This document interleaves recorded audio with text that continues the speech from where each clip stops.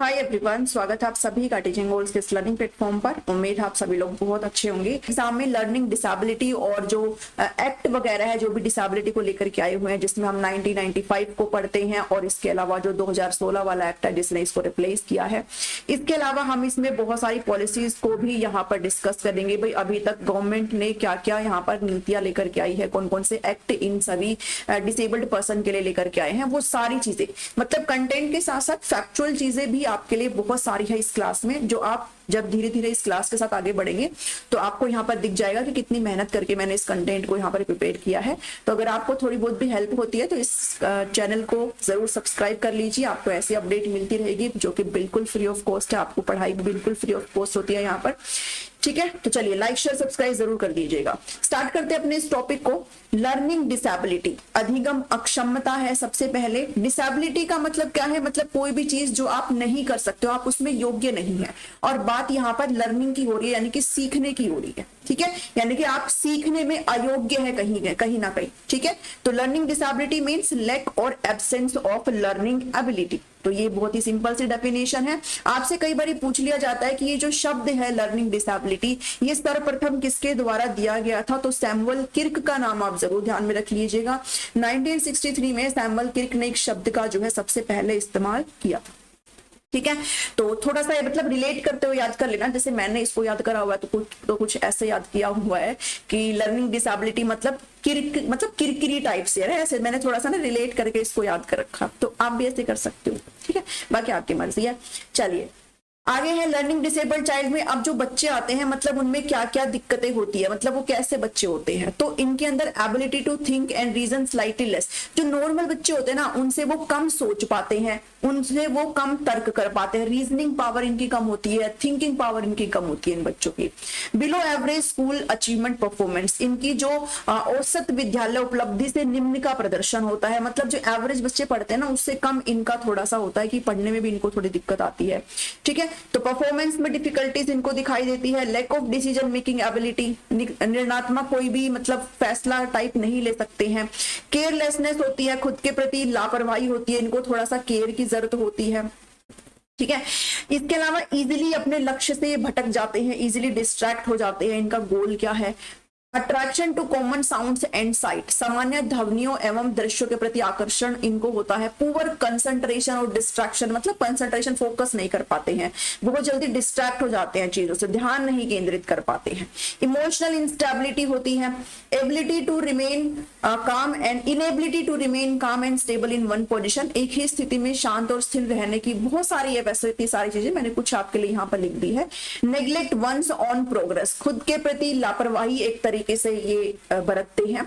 तो ये सारी चीजें हैं। इसके अलावा अगर आपसे बात करी जाए तो जो लर्निंग डिसेबिलिटी है इनको क्योर नहीं किया जा सकता है। आप ये नहीं कह सकते हो कि भाई हम इनको फिक्स कर देंगे, हम इनको क्योर कर देंगे। ये आपकी एक लाइफ लॉन्ग यानी कि ताउम्र चलने वाली एक चैलेंज आप इसको कह सकते हो, आजीवन चुनौती आप इसको कह सकते हो। लेकिन एप्रोप्रिएट सपोर्ट और इंटरवेंशन से आप इनको क्या कर सकते हो? ये जो बच्चे होते हैं ना, अगर आप इनको अच्छा सपोर्ट प्रोवाइड करेंगे, इनको अगर हेल्प करेंगे तो ये कम्युनिटी में अपनी पढ़ाई में ना एक तरीके से बाधाओं में पार पाने में हेल्पफुल रहते हैं। लेकिन ऐसा नहीं कह सकते हो आप कि इनको आप ठीक कर सकते हो। ठीक है, क्योरेबल नहीं है। तो ऐसी कुछ लर्निंग डिसेबिलिटी यहाँ पर मैं आपके साथ डिस्कस करूंगी जो आपसे एग्जाम में पूछी जाती है। ठीक है, तो लर्निंग यानी कि सीखने से संबंधित अक्षमताएं हैं। तो उसमें सबसे पहले जो अक्षमता है वो आपकी ADHD है, जो कि attention deficit hyper activity disorder है। नाम से ही आप समझ सकते हो, अटेंशन डेफिसिट यानी कि डेफिशिएंसी है किसमें? अटेंशन में, ध्यान नहीं दे पाते हैं। और हाइपर एक्टिविटी मतलब बहुत ज्यादा एक्टिव रहते हैं ये बच्चे, इतना एक्टिव रहते हैं मतलब टिक के नहीं बैठ सकते ये जगह। तो ADHD की अगर बात करें, यहाँ पर हमारे ये लर्निंग डिसऑर्डर चल रहे हैं। ठीक है, तो ADHD की अगर बात करें तो इसमें क्या आता है? डिफिकल्टी स्टेइंग फोकस्ड, बिल्कुल भी फोकस नहीं रह पाते हैं। प्लेइंग अटेंशन, मतलब अटेंशन नहीं दे पाते हैं। इनका बिहेवियर जो है वो बहुत ज्यादा मतलब कंट्रोल में नहीं रहता है। ठीक है, इनको आप कह नहीं सकते कुछ भी आप टिक के बैठ जाओ करके, नहीं, ऐसे नहीं आप इनको बोल सकते हो। तो ADHD आप इसको ही समझ सकते हो कि बिल्कुल भी फोकस ना रहना, बहुत ज्यादा हाइपर एक्टिव रहना। ठीक है, तो वो ADHD है यहाँ पर। उसके बाद डिसकैलकुलिया, अब ये सारा ना आप उसमें भी सीटेट वगैरह में भी आपने पढ़ा होगा, तो ये भी मैंने यहाँ पर इंक्लूड करा है बिकॉज पूछ लिया जाता है, ये इसका हिस्सा है, तो इसको हम नेग्लेक्ट नहीं कर सकते हैं, ठीक है। डिसकैलकुलिया, डिस्ग्राफिया, डिस्मोर्फिया, ये सारे क्या है, इसके चीजें हैं। तो डिसकैलकुलिया आप समझ सकते हो, कैलकुलिया मतलब कैलकुलेशन से रिलेटेड, और कैलकुलेशन की जब भी बात आती है तो यहाँ पर जिस बच्चे को डिसकैलकुलिया डिसऑर्डर होता है वो बच्चा मैथमेटिक्स में थोड़ा सा दिक्कत होती है, उसको नंबर प्ले करने में दिक्कत होती है। ये क्या अफेक्ट करता है, पर्सन की ability to understand numbers and learn math fact, ठीक है, यानी कि नंबरों के साथ बच्चा प्ले नहीं कर सकता है। तो जब भी मैथमेटिक्स समस्या कोई आ जाए तो आप क्या मार्क करेंगे, तो आप डिसकैलकुलिया को मार्क करेंगे, ठीक है। फिर आती है डिस्ग्राफिया। डिस्ग्राफिया हमेशा ध्यान में रखना, ग्राफ से आप लगा सकते हो कि मतलब लिखना, तो ये जो आपका डिसऑर्डर है वो आपका लिखने संबंधी विकार है। ये जो विकार है वो कौन सा है, वो लिखने संबंधी, राइटिंग संबंधी डिसऑर्डर है ये आपका, ठीक है। तो ये क्या अफेक्ट करता है, पर्सन का head writing ability and fine motor skill, this is a writing related disorder, ठीक है। तो मैंने आपको बता दिया डिस्ग्राफिया आपका किससे संबंधित है, लिखने संबंधित विकार है आपका। तो ऐसे आपसे पूछ लिया जाता है, ठीक है। तो मतलब ऐसे पूछ लेंगे कि एक बच्चा है क्लास में, उसको लिखने में दिक्कत हो रही है, या फिर पूछ लेंगे कि उसको पढ़ने में दिक्कत हो रही है, तो उसको वो किस विकार से ग्रसित है, ऐसे पूछ लेंगे आपसे। तो इनको आपने आराम से पढ़ लेना, बाकी सारे क्वेश्चन हो जाते हैं। चलिए, डिसलेक्सिया में आप ध्यान में रखेंगे, ये जो आपका डिसऑर्डर है वो किसके संबंधित है, वो आपका रीडिंग संबंधी डिसऑर्डर, यानी कि पढ़ने संबंधी डिसऑर्डर है। यहां पर बच्चा क्या करता है, ये बी है तो इसको डी पढ़ लेगा, ठीक है, ठीक है। तो ऐसे मतलब पढ़ने संबंधी डिसऑर्डर है, बी को डी पढ़ लेगा, पी को क्यू पढ़ लेगा, ऐसे पढ़ने से मतलब दिक्कत होती है ऐसे इस बच्चे को। तो डिसलेक्सिया में आप क्या ध्यान में रखेंगे, रीडिंग, इससे बच्चे की जो रीडिंग है वो अफेक्ट होती है। बट कई बार ना आपसे एग्जाम में ना पूछ लेते हैं कि राइटिंग संबंधी, तो आपको डिसग्राफिया ऑप्शन में नहीं रहता, तो ऐसे में आप क्या मार्क करेंगे, अगर आपको ऑप्शन में राइटिंग पूछा है अगर आपसे क्वेश्चन में, और अगर ऑप्शन में डिसग्राफिया नहीं है तो आप डिसलेक्सिया को मार्क कर सकते हो, यानी कि आप इसको रीडिंग और राइटिंग दोनों का लगा सकते हो, लेकिन प्रेफरेंस आप राइटिंग की डिसग्राफिया को ही देंगे। डिसग्राफिया नहीं है तो आप डिसलेक्सिया को राइटिंग संबंधी यहां पर मार्क कर सकते हो, ठीक है। तो कंप्लीट क्योर जो है डिसलेक्सिया का वो इम्पॉसिबल है, लेकिन इसको लोवेस्ट लेवल तक लाया जा सकता है अगर अच्छे से पढ़ाया जाए बच्चे को, अच्छे से बच्चे को समझाया जाए, तो उसको ये समस्या में थोड़ा सा इजी उसको हो सकता है, बल्कि कंप्लीट क्योर इसका नहीं हो सकता, ठीक है। तो it is not a problem of intelligence, ऐसा नहीं है कि इंटेलिजेंस यानी कि बुद्धि संबंधी कोई बीमारी या फिर उसकी दृष्टि कमजोर है इसलिए वो बी को डी पढ़ रहा है, ऐसा नहीं है। ये एक न्यूरोलॉजिकल यानी कि तंत्रिका तंत्र जो है डिसऑर्डर है, विकार है ये उसका, जो कि क्योरेबल नहीं है। कई बार ये भी पूछ लेता है कैसा डिसऑर्डर है, तो ये न्यूरोलॉजिकल डिसऑर्डर है, ठीक है। तो ये आप ध्यान में रखेंगे, ठीक है ना। तो ऐसा नहीं कि बच्चा इंटेलिजेंट नहीं है, डिसलेक्सिया से संबंधित बच्चा बहुत अच्छे नंबर भी ला सकता है, तो वो डिपेंड करता है कि बच्चे को सपोर्ट कैसा प्रोवाइड किया जा रहा है, ठीक है। फिर नेक्स्ट है डिस्प्रेक्सिया। डिस्प्रेक्सिया डिसऑर्डर क्या होता है, ये प्रॉब्लम होता है विद मूवमेंट, कोऑर्डिनेशन, लैंग्वेज और स्पीच, मतलब आपके बॉडी मूवमेंट से रिलेटेड कोई भी अगर प्रॉब्लम है, बॉडी मूवमेंट्स में आपको समस्या आ सकती है, तो वो कौन सा विकार होता है, वो आपका डिस्प्रेक्सिया होता है, ठीक है। तो ये ध्यान में रखिए, डिस्प्रेक्सिया आपका डिसऑर्डर क्या है, जो कि आपको प्रॉब्लम करता है मूवमेंट में, कोऑर्डिनेशन में, लैंग्वेज में, भाषा में, ठीक है, स्पीच में। तो ये अगर आपका आ जाए तो आप डिस्प्रेक्सिया को मार्क करेंगे। चलिए, नेक्स्ट है ऑटिज्म। ऑटिज्म को ध्यान में आपने रखना है, वैसे इसमें इतना कुछ है नहीं है। इसको क्या बोला जाता है, ऑटिज्म स्पेक्ट्रम डिसऑर्डर और ASD इसको बोलते हैं। ऑटिज्म जिस बच्चे को होता है उसका आई कांटेक्ट बिल्कुल भी नहीं होता है, बहुत ही लिटिल, या फिर कोई भी उसका मतलब वो आई कांटेक्ट करके बात नहीं कर सकता है, ठीक है। बहुत ही बिल्कुल भी सोशल नहीं होता, वो सामाजिक नहीं होता, मतलब दूसरों में इंटरेस्ट ना के बराबर रखता है। Showing more interest in object, मतलब किसी वस्तु में, आसपास उसके जो भी सराउंडिंग में चीजें है ना उसमें इंटरेस्ट दिखाएगा, जबकि एज कंपेयर टू लोगों से बात करने में, आप उससे बात करोगे वो आपकी आंख में आंख डाल के बात भी नहीं करेगा, वो आपके एक बारे में तो सुनेगा भी नहीं, ठीक है। तो वो दूसरे ऑब्जेक्ट में इंटरेस्ट रखता है लोगों के अलावा। Appearing not to hear when spoken to directly, आप सीधे तौर पर अगर उससे बात करेंगे तो वो सुनता भी नहीं है। और रिपीटेटिव मूवमेंट करता है फिंगर्स के साथ, हाथों का रिपीटेटिव मूवमेंट करेगा, मतलब हैंड का, फिंगर का करेगा, आर्म्स का करेगा, हेड का करेगा। और ऐसे आपने बच्चे शायद देखे भी होंगे, बार बार एक ही चीज को रिपीट करना, ठीक है। हाथों के अगर कोई मूवमेंट है तो उसको बार बार करता रहेगा, तो वो ऑटिज्म का एक तरीके से क्या है, सिम्टम्स है, ठीक है। तो ये चीज ध्यान में रखिएगा। उसके बाद एक और चीज आती है मेंटल रिटार्डेशन, और मेंटल रिटार्डेशन यानी कि मानसिक मंदता। और ये इंटेलिजेंस में भी हम लोग पढ़ते हैं। तो इसमें ना 4 तरह की मेंटल रिटार्डेशन होती है जो आपसे बहुत बार पूछ ली जाती है। तो टेट एग्जाम वगैरह में तो यहाँ से एक क्वेश्चन आता ही आता है।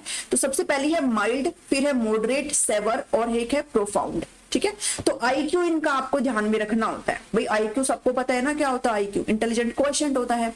तो नॉर्मल बच्चे का कितना होता है भाई 92, 110 होता है, ये तो सबको पता है। और ये बहुत ही मतलब नीचे वाले होते हैं भाई। मेंटल रिटार्डेशन मतलब मानसिक मंदता, कहीं ना कहीं मेंटली बच्चा थोड़ा सा क्या है, थोड़ा सा परेशान है। ठीक है, तो बात करते हैं माइल्ड की। माइल्ड मतलब हल्की मानसिक मंदता है, और इनमें जो आईक्यू बच्चे का होता है वो 50 से 55 से अप्रोक्स 70 आईक्यू तक जा सकता है।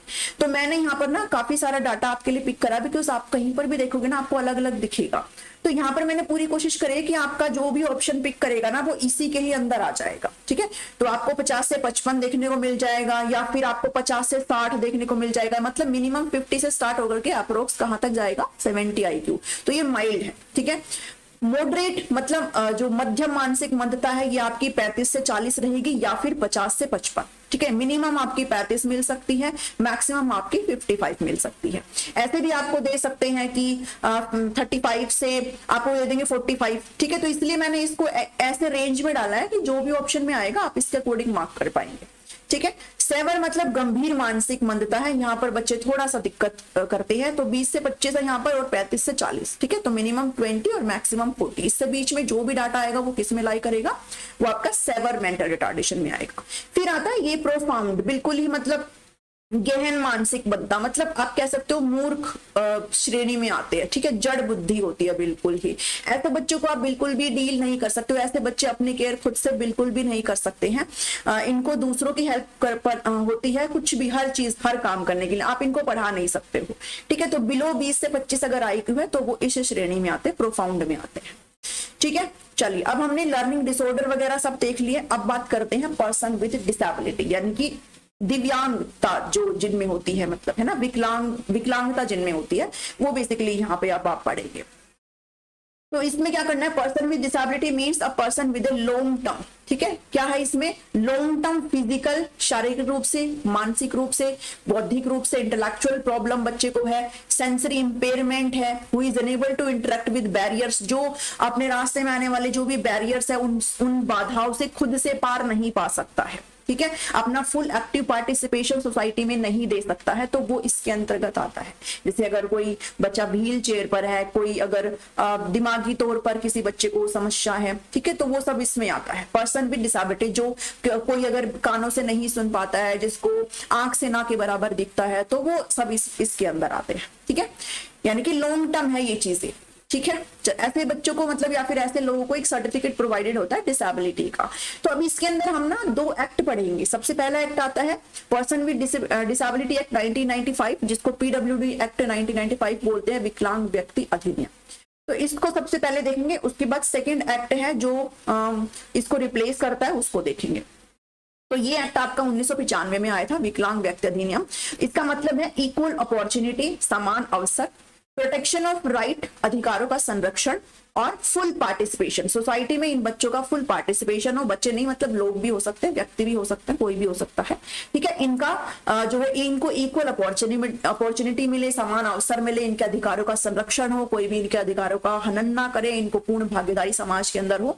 तो ये एक मेन मकसद था इस एक्ट को लाने का। इस एक्ट को जम्मू कश्मीर को छोड़ करके बाकी सारे भारत में इसको अप्लाई किया गया। ठीक है, ये एक्सटेंड किया whole of India except the state of Jammu and Kashmir. और पीडब्ल्यूडी एक्ट है जो कि आपका ये आया था 1995 में, और इसको इनेक्ट मतलब आप कह सकते हो इसको लागू करने का काम कब किया गया, फरवरी 7, 1996 में किया गया। ठीक है, जो कि गारंटी करता है equal opportunity for people with disability. ये हमने ऊपर ही पढ़ा, उनका फुल पार्टिसिपेशन सोसाइटी के अंदर। पॉइंट टू पॉइंट मैंने यहाँ पर सारी आपके लिए चीजें लगाई है, और ये पीडीएफ भी आपको टेलीग्राम पर मिल जाएगा, मैं भेज दूंगी, आप वहां से भी इसको देख सकते हो। The person with disability act 1995 के अंदर क्या क्या चीजें हैं। तो सबसे पहली चीज है कि इस डिसेबिलिटी के अंदर लाइक करने के लिए किसी भी इंसान में जो विकलांगता है वो कितनी होनी चाहिए, वो 40% होनी चाहिए, और ये सर्टिफिकेट उस बंदे के पास होना चाहिए। तो 40% आपको जरूर ध्यान में रखना है कि विकलांगता 40% से कम है तो फिर वो इस श्रेणी में नहीं आएगा। ठीक, फिर वो डिसेबल्ड पर्सन की श्रेणी में नहीं आएगा। इसके अलावा इनको फ्री एजुकेशन की बात करी गई है 18 साल तक। जब आप आरटीई पढ़ते हो, राइट टू एजुकेशन एक्ट जब आप पढ़ते हो, तो उसके अंदर भी 6 to 18 ईयर्स तक की फ्री और कंपल्सरी एजुकेशन की बात करी गई है। ऐसे बच्चे जो विकलांग, ठीक है, जो डिसेबल्ड हो, उनकी बात करी गई है पर सेक्शन 3 के अंदर, ठीक है। तो अगर आपने आरटी पढ़ा है, अगर नहीं पढ़ा है तो मैंने पढ़ा रखा आरटी, उसमें सारे सेक्शन मैंने आपको इंक्लूड कर रखे हैं, तो वो आप देख सकते हो, सर्च करके आपको मिल जाएगा, ठीक है। तो 18 साल तक यानी कि 18 साल तक इनको फ्री और कंपल्सरी एजुकेशन की बात यहाँ पर इस एक्ट के तहत करी गई। All focused on making public building, यहाँ पर क्या किया गया कि जो भी पब्लिक बिल्डिंग्स हैं, ठीक है, यानी कि जो सार्वजनिक भवन है जिसमें आपके क्या जाते हैं, हॉस्पिटल आ जाते हैं, स्कूल्स वगैरह आ जाते हैं, ऐसी चीजें जहां पर इनका अगर आना जाना हो तो उनको इनके अकॉर्डिंग बनाया जाए, ठीक है, उनको एक्सेसिबल बनाया जाए, डिसेबल्ड पीपल भी वहां पर जा सके, जैसे रैंप वगैरह बनाया जाए। अगर आपने अब देखा होगा तो जो स्कूल के जो स्ट्रक्चर अब बन रहे हैं ना, वो कुछ ऐसे बन रहे हैं कि स्कूल के एक साइड में आपका रैंप बनेगा और दूसरी साइड में सीढ़ियां लगेगी, ठीक है। तो रैंप इन बच्चों के लिए बनाए जा रहे हैं, वो सभी इसी के अकॉर्डिंग ही, मतलब इंक्लूसिव एजुकेशन के तहत ही बनाए जा रहे हैं, जो कि एनईपी का हिस्सा हो जाती है, ठीक है। तो हॉस्पिटल वगैरह में कोई भी ऐसी पब्लिक जो बिल्डिंग्स है उनमें इन लोगों के लिए रैंप बनाया जाए। अगर कोई व्हील चेयर पर है तो वो आराम से जा सके, ऐसा नहीं हो सके भाई उनको चढ़ने में दिक्कत ना हो, ठीक है। तो सार्वजनिक भवनों को मतलब उनके अकॉर्डिंग क्या बनाया जाए, एक्सेसिबल बनाया जाए, ठीक है। International day of person with disability कब ऑब्जर्व किया जाता है? 3 दिसंबर को ऑब्जर्व किया जाता है, ये आपको पता रहना चाहिए, ठीक है। चलिए, ऑल पब्लिक, अब यहाँ पर ना कुछ सीटें रिजर्व करी गई है इस एक्ट के तहत कि जो इंसान मतलब पर्सन विद डिसेबिलिटी जो भी होगा ना, उनको कितनी परसेंट सीटें दी जाएंगी, उनको 3% सीट का यहाँ पर प्रावधान जो है वो किया गया है, ठीक है। सार्वजनिक शिक्षण संस्थानों में और सरकारों से सहायता प्राप्त करने वाले अन्य लोग पीडब्ल्यूडी के लिए कम से कम 3% सीटें यहाँ पर आरक्षित करेंगे। तो कितने परसेंट सीटों की बात करी गई है? 3% सीटों की यहाँ पर बात करी गई है। अब इसके अंदर जो डिसेबिलिटी आती है वो 7 टाइप की डिसेबिलिटी रखी गई है। पूछ लिया जाता है कई बार कौन कौन से 7 तरह की डिसेबिलिटी है, ये भी पता होना चाहिए है। तो सबसे पहला है ब्लाइंडनेस, अंधापन।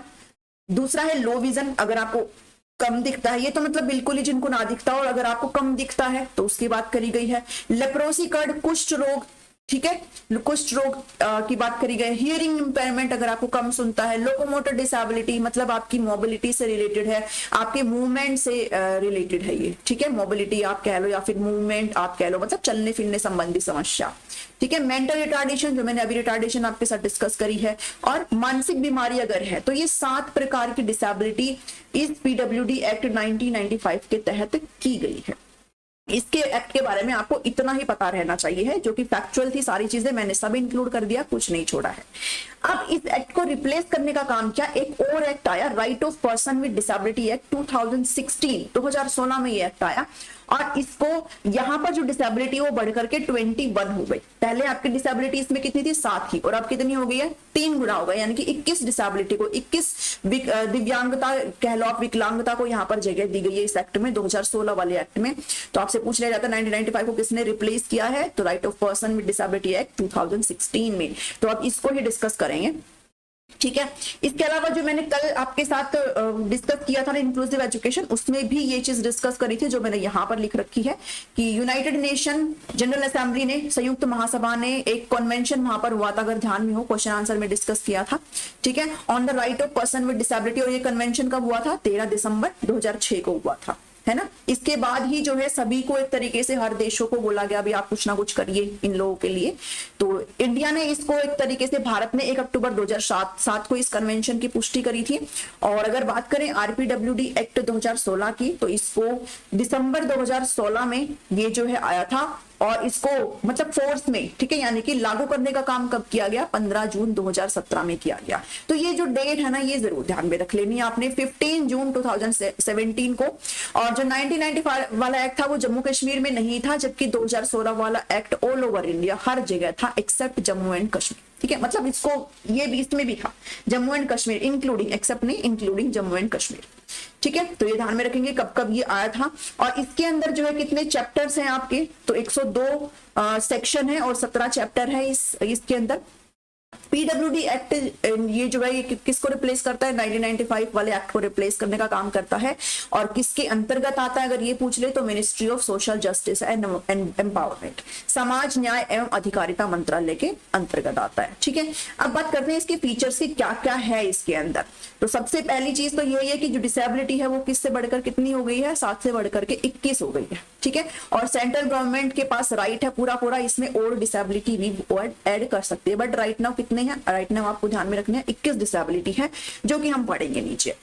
ठीक है, तो पर्सन विद बेंचमार्क डिसेबिलिटी, अब वहां पर भी 40% होना चाहिए था भाई, जो डिसेबिलिटी है वो कितनी होनी चाहिए, 40%। इसमें भी यही कहा गया कि डिसेबिलिटी कितनी होनी चाहिए, 40% ही आपकी होनी चाहिए, तभी आप इस कैटेगरी के अंतर्गत आते हो, तभी आप इस एक्ट के अंदर जो भी आपको लाभ मिलने हैं वो तभी मिलेंगे जब आपकी डिसेबिलिटी कितनी हो, 40% हो। इसमें भी आपको 6 to 18 साल के जो बच्चे हैं उसको राइट दिया गया, उसको अधिकार दिया गया फ्री एजुकेशन का। ठीक है, तो कुछ चीजें यहाँ पर चेंजेस है, जैसे इसमें यहाँ पर चेंज क्या है कि इसमें जो सीटें हैं वो आपकी बढ़ करके कितनी हो जाती हैं, तो यहाँ पर increase the reservation of people with benchmark disability from 3 से 4%, तो सरकारी नौकरियों में हो गई है 3 से 4, वहां पर कितनी थी 3% थी, तो 3 से 4% तो यहाँ पर गवर्नमेंट जॉब्स में हो गई है, और 3 से 5% आपके हायर एजुकेशन इंस्टीट्यूट में हो गई। अगर आप हायर एजुकेशन में जा रहे हो, अगर आप उच्च श्रेणी शिक्षा अगर ले रहे हो तो आपका फिर यहाँ पर 5% आपको सीटें मिलेंगी। अगर आप इस कैटेगरी में आते हो और जो अगर जॉब है तो वहां पर 4% सीटें आपके लिए आरक्षित करी जाएगी। ठीक है, तो ये ध्यान में रखना, ये डाटा जरूर ध्यान में रख लेना।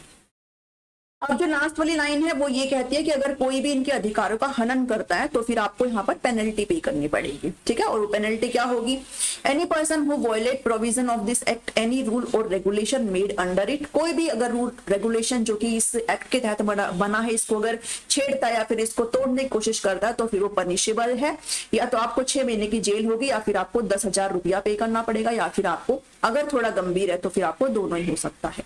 और अगर आप बार बार ऐसी चीजें करते हो तो आपको 2 साल के लिए जेल हो जाएगी, 50,000 का फाइन आपको पे करना पड़ सकता है, या फिर 5 लाख तक का भी आपको फाइन यहाँ पर पे करना पड़ सकता है। ठीक है, तो ये चीज ध्यान में रखेंगे सारी चीजें, ये भी हिंदी में मैंने वही लिखे, हिंदी में मैंने बोल दी है। अब 21 डिसेबिलिटी यहाँ पर कौन कौन सी है ये आपको पता रहना चाहिए। तो ये 21 डिसेबिलिटी मैंने यहाँ पर लिखी है, इसको आप पीडीएफ में प्रोवाइड करूंगे टेलीग्राम पर, उस पर देखेंगे। बट फिलहाल पिक्चर के थ्रू हम इन सारी 21 डिसेबिलिटी को यहाँ पर एक बार देख लेते हैं। ठीक है, रिपीट करने का कोई फायदा नहीं है, इसको वहां पर पढ़ेंगे तो यहाँ पर पढ़ लेते हैं। चलिए, पिक्चर्स के साथ इसलिए लगाए ताकि आपको समझने में दिक्कत ना हो। ठीक है, चलिए, फर्स्ट है लोकोमोटर डिसेबिलिटी। ठीक है, चलन दिव्यांगता, चलने संबंधी, हाथ या पैर अथवा दोनों की दिव्यांगता। ठीक है, आपका हाथ काम नहीं करता या फिर आपका पैर नहीं करता या फिर दोनों ही, लकवा अगर लग गया है, हाथ पैर अगर कट गया है तो फिर वो लोकोमोटर डिसेबिलिटी में आता है। ठीक है, बोनापन है, ड्वार्फिज्म है, व्यक्ति का कद जो है वो वयस्क होने पर भी 4 फुट 10 इंच या फिर 147 सेंटीमीटर या फिर इससे कम अगर है तो आप इसके अंतर्गत आते हो। इसके अलावा मस्कुलर डिस्ट्रोफी है, मांसपेशियों में कमजोरी है या फिर विकृति हो गई है, जैसे आप फिगर में देख पा रहे हो, तो इसके अंतर्गत आप आते हैं। एसिड अटैक इसमें शामिल कर दिया गया है अभी। ठीक है, और ये जो है बहुत ही मशहूर है, लक्ष्मी अग्रवाल, इन पर मूवी भी आई थी छपाक। तो शरीर के अंग, हाथ पैर आंख आदि पर तेजाब हमले की वजह से असामान्य या फिर प्रभावित होना, तो एसिड अटैक जो भी विक्टिम्स है वो इसके अंतर्गत आती है। ब्लाइंडनेस अगर है, देखने में कठिनाई है या फिर पूरी तरीके से अंधे हैं तो फिर इसके अंतर्गत आता है। लो विजन है, कम दिखना है, 60 वर्ष से कम आयु की स्थिति में रंगों की अगर पहचान नहीं कर पाते हैं, ठीक है, 60 वर्ष से कम है वो, तो फिर वो इसके अंतर्गत आता है लो विजन में। ठीक है, देखो हर चीज का ना कोई रूल वगैरह होता है, ऐसा नहीं है कि भी आपको कम दिखता तो आप इसमें आ जाएंगे। 40% डिसेबिलिटी आपकी होनी चाहिए है। अब फिजिकल डिसेबिलिटी, ठीक है, जिसमें अगर आप डीफ है, श्रवण बाधित अगर आपको समस्या है, दोनों कानों में 70 डेसिबल श्रवण क्षति है तो आप इसमें आते हैं। अब फिजिकल हाँ ये वाला हार्ड ऑफ हियरिंग, अगर आपको कम सुनता है, ठीक है, ये सारी फिजिकल डिसेबिलिटी आपकी चल रही है।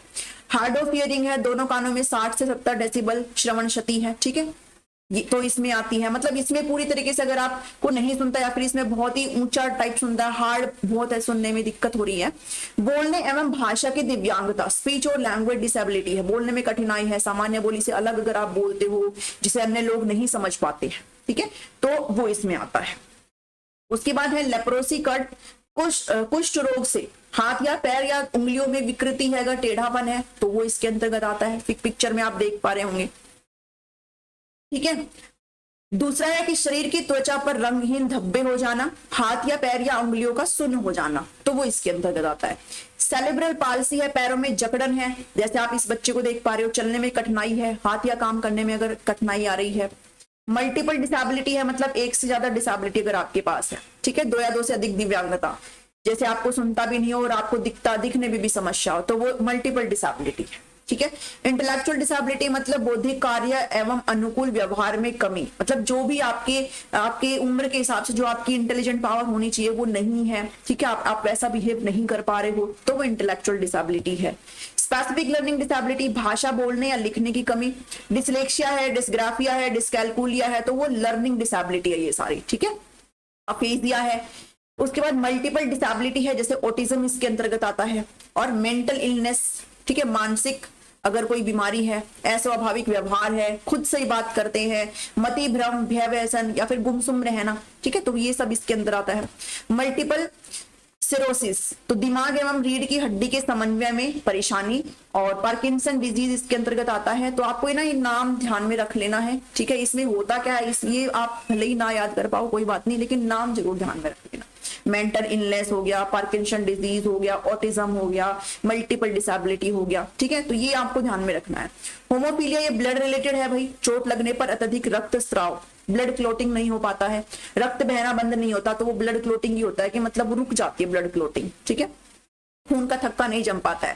थैलेसेमिया भी आपके ब्लड रिलेटेड ही है, खून में हेमोग्लोबिन की कमी है, ठीक है, खून की मात्रा कम है। सिकल सेल डिजीज ये भी आपकी ब्लड रिलेटेड है, खून की अत्यधिक कमी है, खून की कमी से शरीर के अंग अवयव खराब होना, तो ये सभी इसके अंतर्गत आते हैं, ठीक है। तो ये 21 टाइप ऑफ डिसेबिलिटी थी, जिनको आप एक दो बार अगर नजर मारेंगे तो आपके दिमाग में बैठ जाएंगी ये चीजें।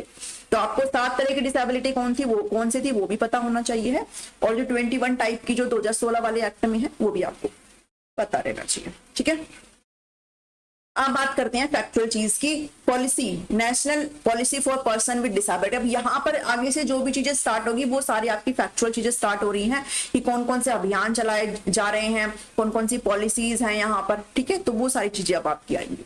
तो national policy for person with disability 2006 इसकी बात करेंगे। कल एक क्वेश्चन भी इससे रिलेटेड शायद मैंने डिस्कस किया था आपके साथ, तो उसके बारे में यहाँ पर मैं एक्सप्लेन कर देती हूँ। राष्ट्रीय विकलांग जन नीति 2006, इस नीति को केंद्र सरकार ने 15 अगस्त 2003 को लाया था, इसका गठन किया था, और इसकी मंजूरी किसने दी थी, उस टाइम पर जो प्रधानमंत्री थे वो डॉक्टर मनमोहन सिंह थे, और 2005 में इसकी मंजूरी दी गई थी। 10 फरवरी 2006 को ये लागू हो गया था, ठीक है, तो आपको लागू का पता रहना चाहिए, डेट अगर याद कर पाए, 2-3 डेट है तो आप जरूर इसको ध्यान में रख लें। और ये किसके अंतर्गत आता है, ministry of social justice and empowerment के अंतर्गत आता है, सामाजिक न्याय और अधिकारिता मंत्रालय के अंतर्गत आता है। उद्देश्य क्या है, तो उद्देश्य सिंपल सी बात है, हम यहाँ पर डिसेबल्ड पर्सन की बात कर रहे हैं तो सारी चीजें उनके ही फेवर में होंगी। उद्देश्य एक सक्षम वातावरण बनाना है जो विकलांग व्यक्ति के सम्मान अधिकारों का सम्मान करता हो, ठीक है, उनके राइट्स की बात करता हो, ठीक है, सोसाइटी में उनका पार्टिसिपेशन हो, इसकी बात करता हो। तो ऑब्जेक्टिव्स क्या है इस पॉलिसी के, तो वो देख लो। फर्स्ट ऑब्जेक्टिव है कि ऐसा एनवायरनमेंट क्रिएट करना जो बैरियर फ्री हो, मतलब बाधा मुक्त एनवायरनमेंट, उनको किसी भी प्रकार से दिक्कत ना हो चीजों में। जैसे एग्जांपल के तौर पर क्या कर सकते हैं, व्हील चेयर रैंप हम बना सकते हैं, कोई भी जो पब्लिक बिल्डिंग्स है, जैसे मैंने अभी पीछे बात करी है कि उनके लिए आप एक रैंप टाइप बना देते हो कि अगर कोई व्हील चेयर पर है तो वो आराम से चेयर से चढ़ सकता है उस पर, ठीक है, वो कोई भी फ्लोर पर जाना चाहता है तो वो चला जा सकता है, उसको किसी की हेल्प की जरूरत नहीं है।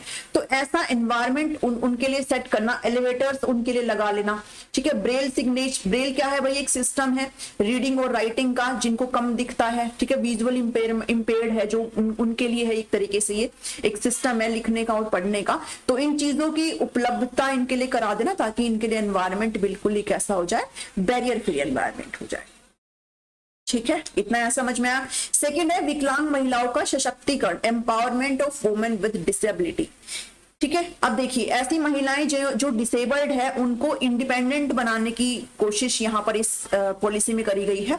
तो उनके लिए वोकेशनल ट्रेनिंग प्रोग्राम चलाना, ठीक है, यानी कि व्यवसायिक प्रशिक्षण कार्यक्रम का आयोजन करना इनके लिए, जो इनको स्किल प्रोवाइड कर सके, इनको ट्रेनिंग प्रोवाइड कर सके ताकि ये अपने आप में इंडिपेंडेंट हो जाए, एम्प्लॉयबिलिटी इनकी बढ़ जाए, कहीं ना कहीं कुछ अर्न कर पाए, ठीक है, एक तरीके से खुद को ये ना लगे इनको कि भैया हम अलग है, हम कर नहीं सकती है, तो उनके लिए ऐसे ट्रेनिंग प्रोग्राम चलाना। तो ये वुमेन के लिए हो गया। अब इस पॉलिसी का काम क्या है कि डिसेबिलिटी का सर्टिफिकेट भी जारी करना। भाई जो डिसेबल्ड होगा, जिनको 40% डिसेबिलिटी है, उनको एक सर्टिफिकेट मिलता है।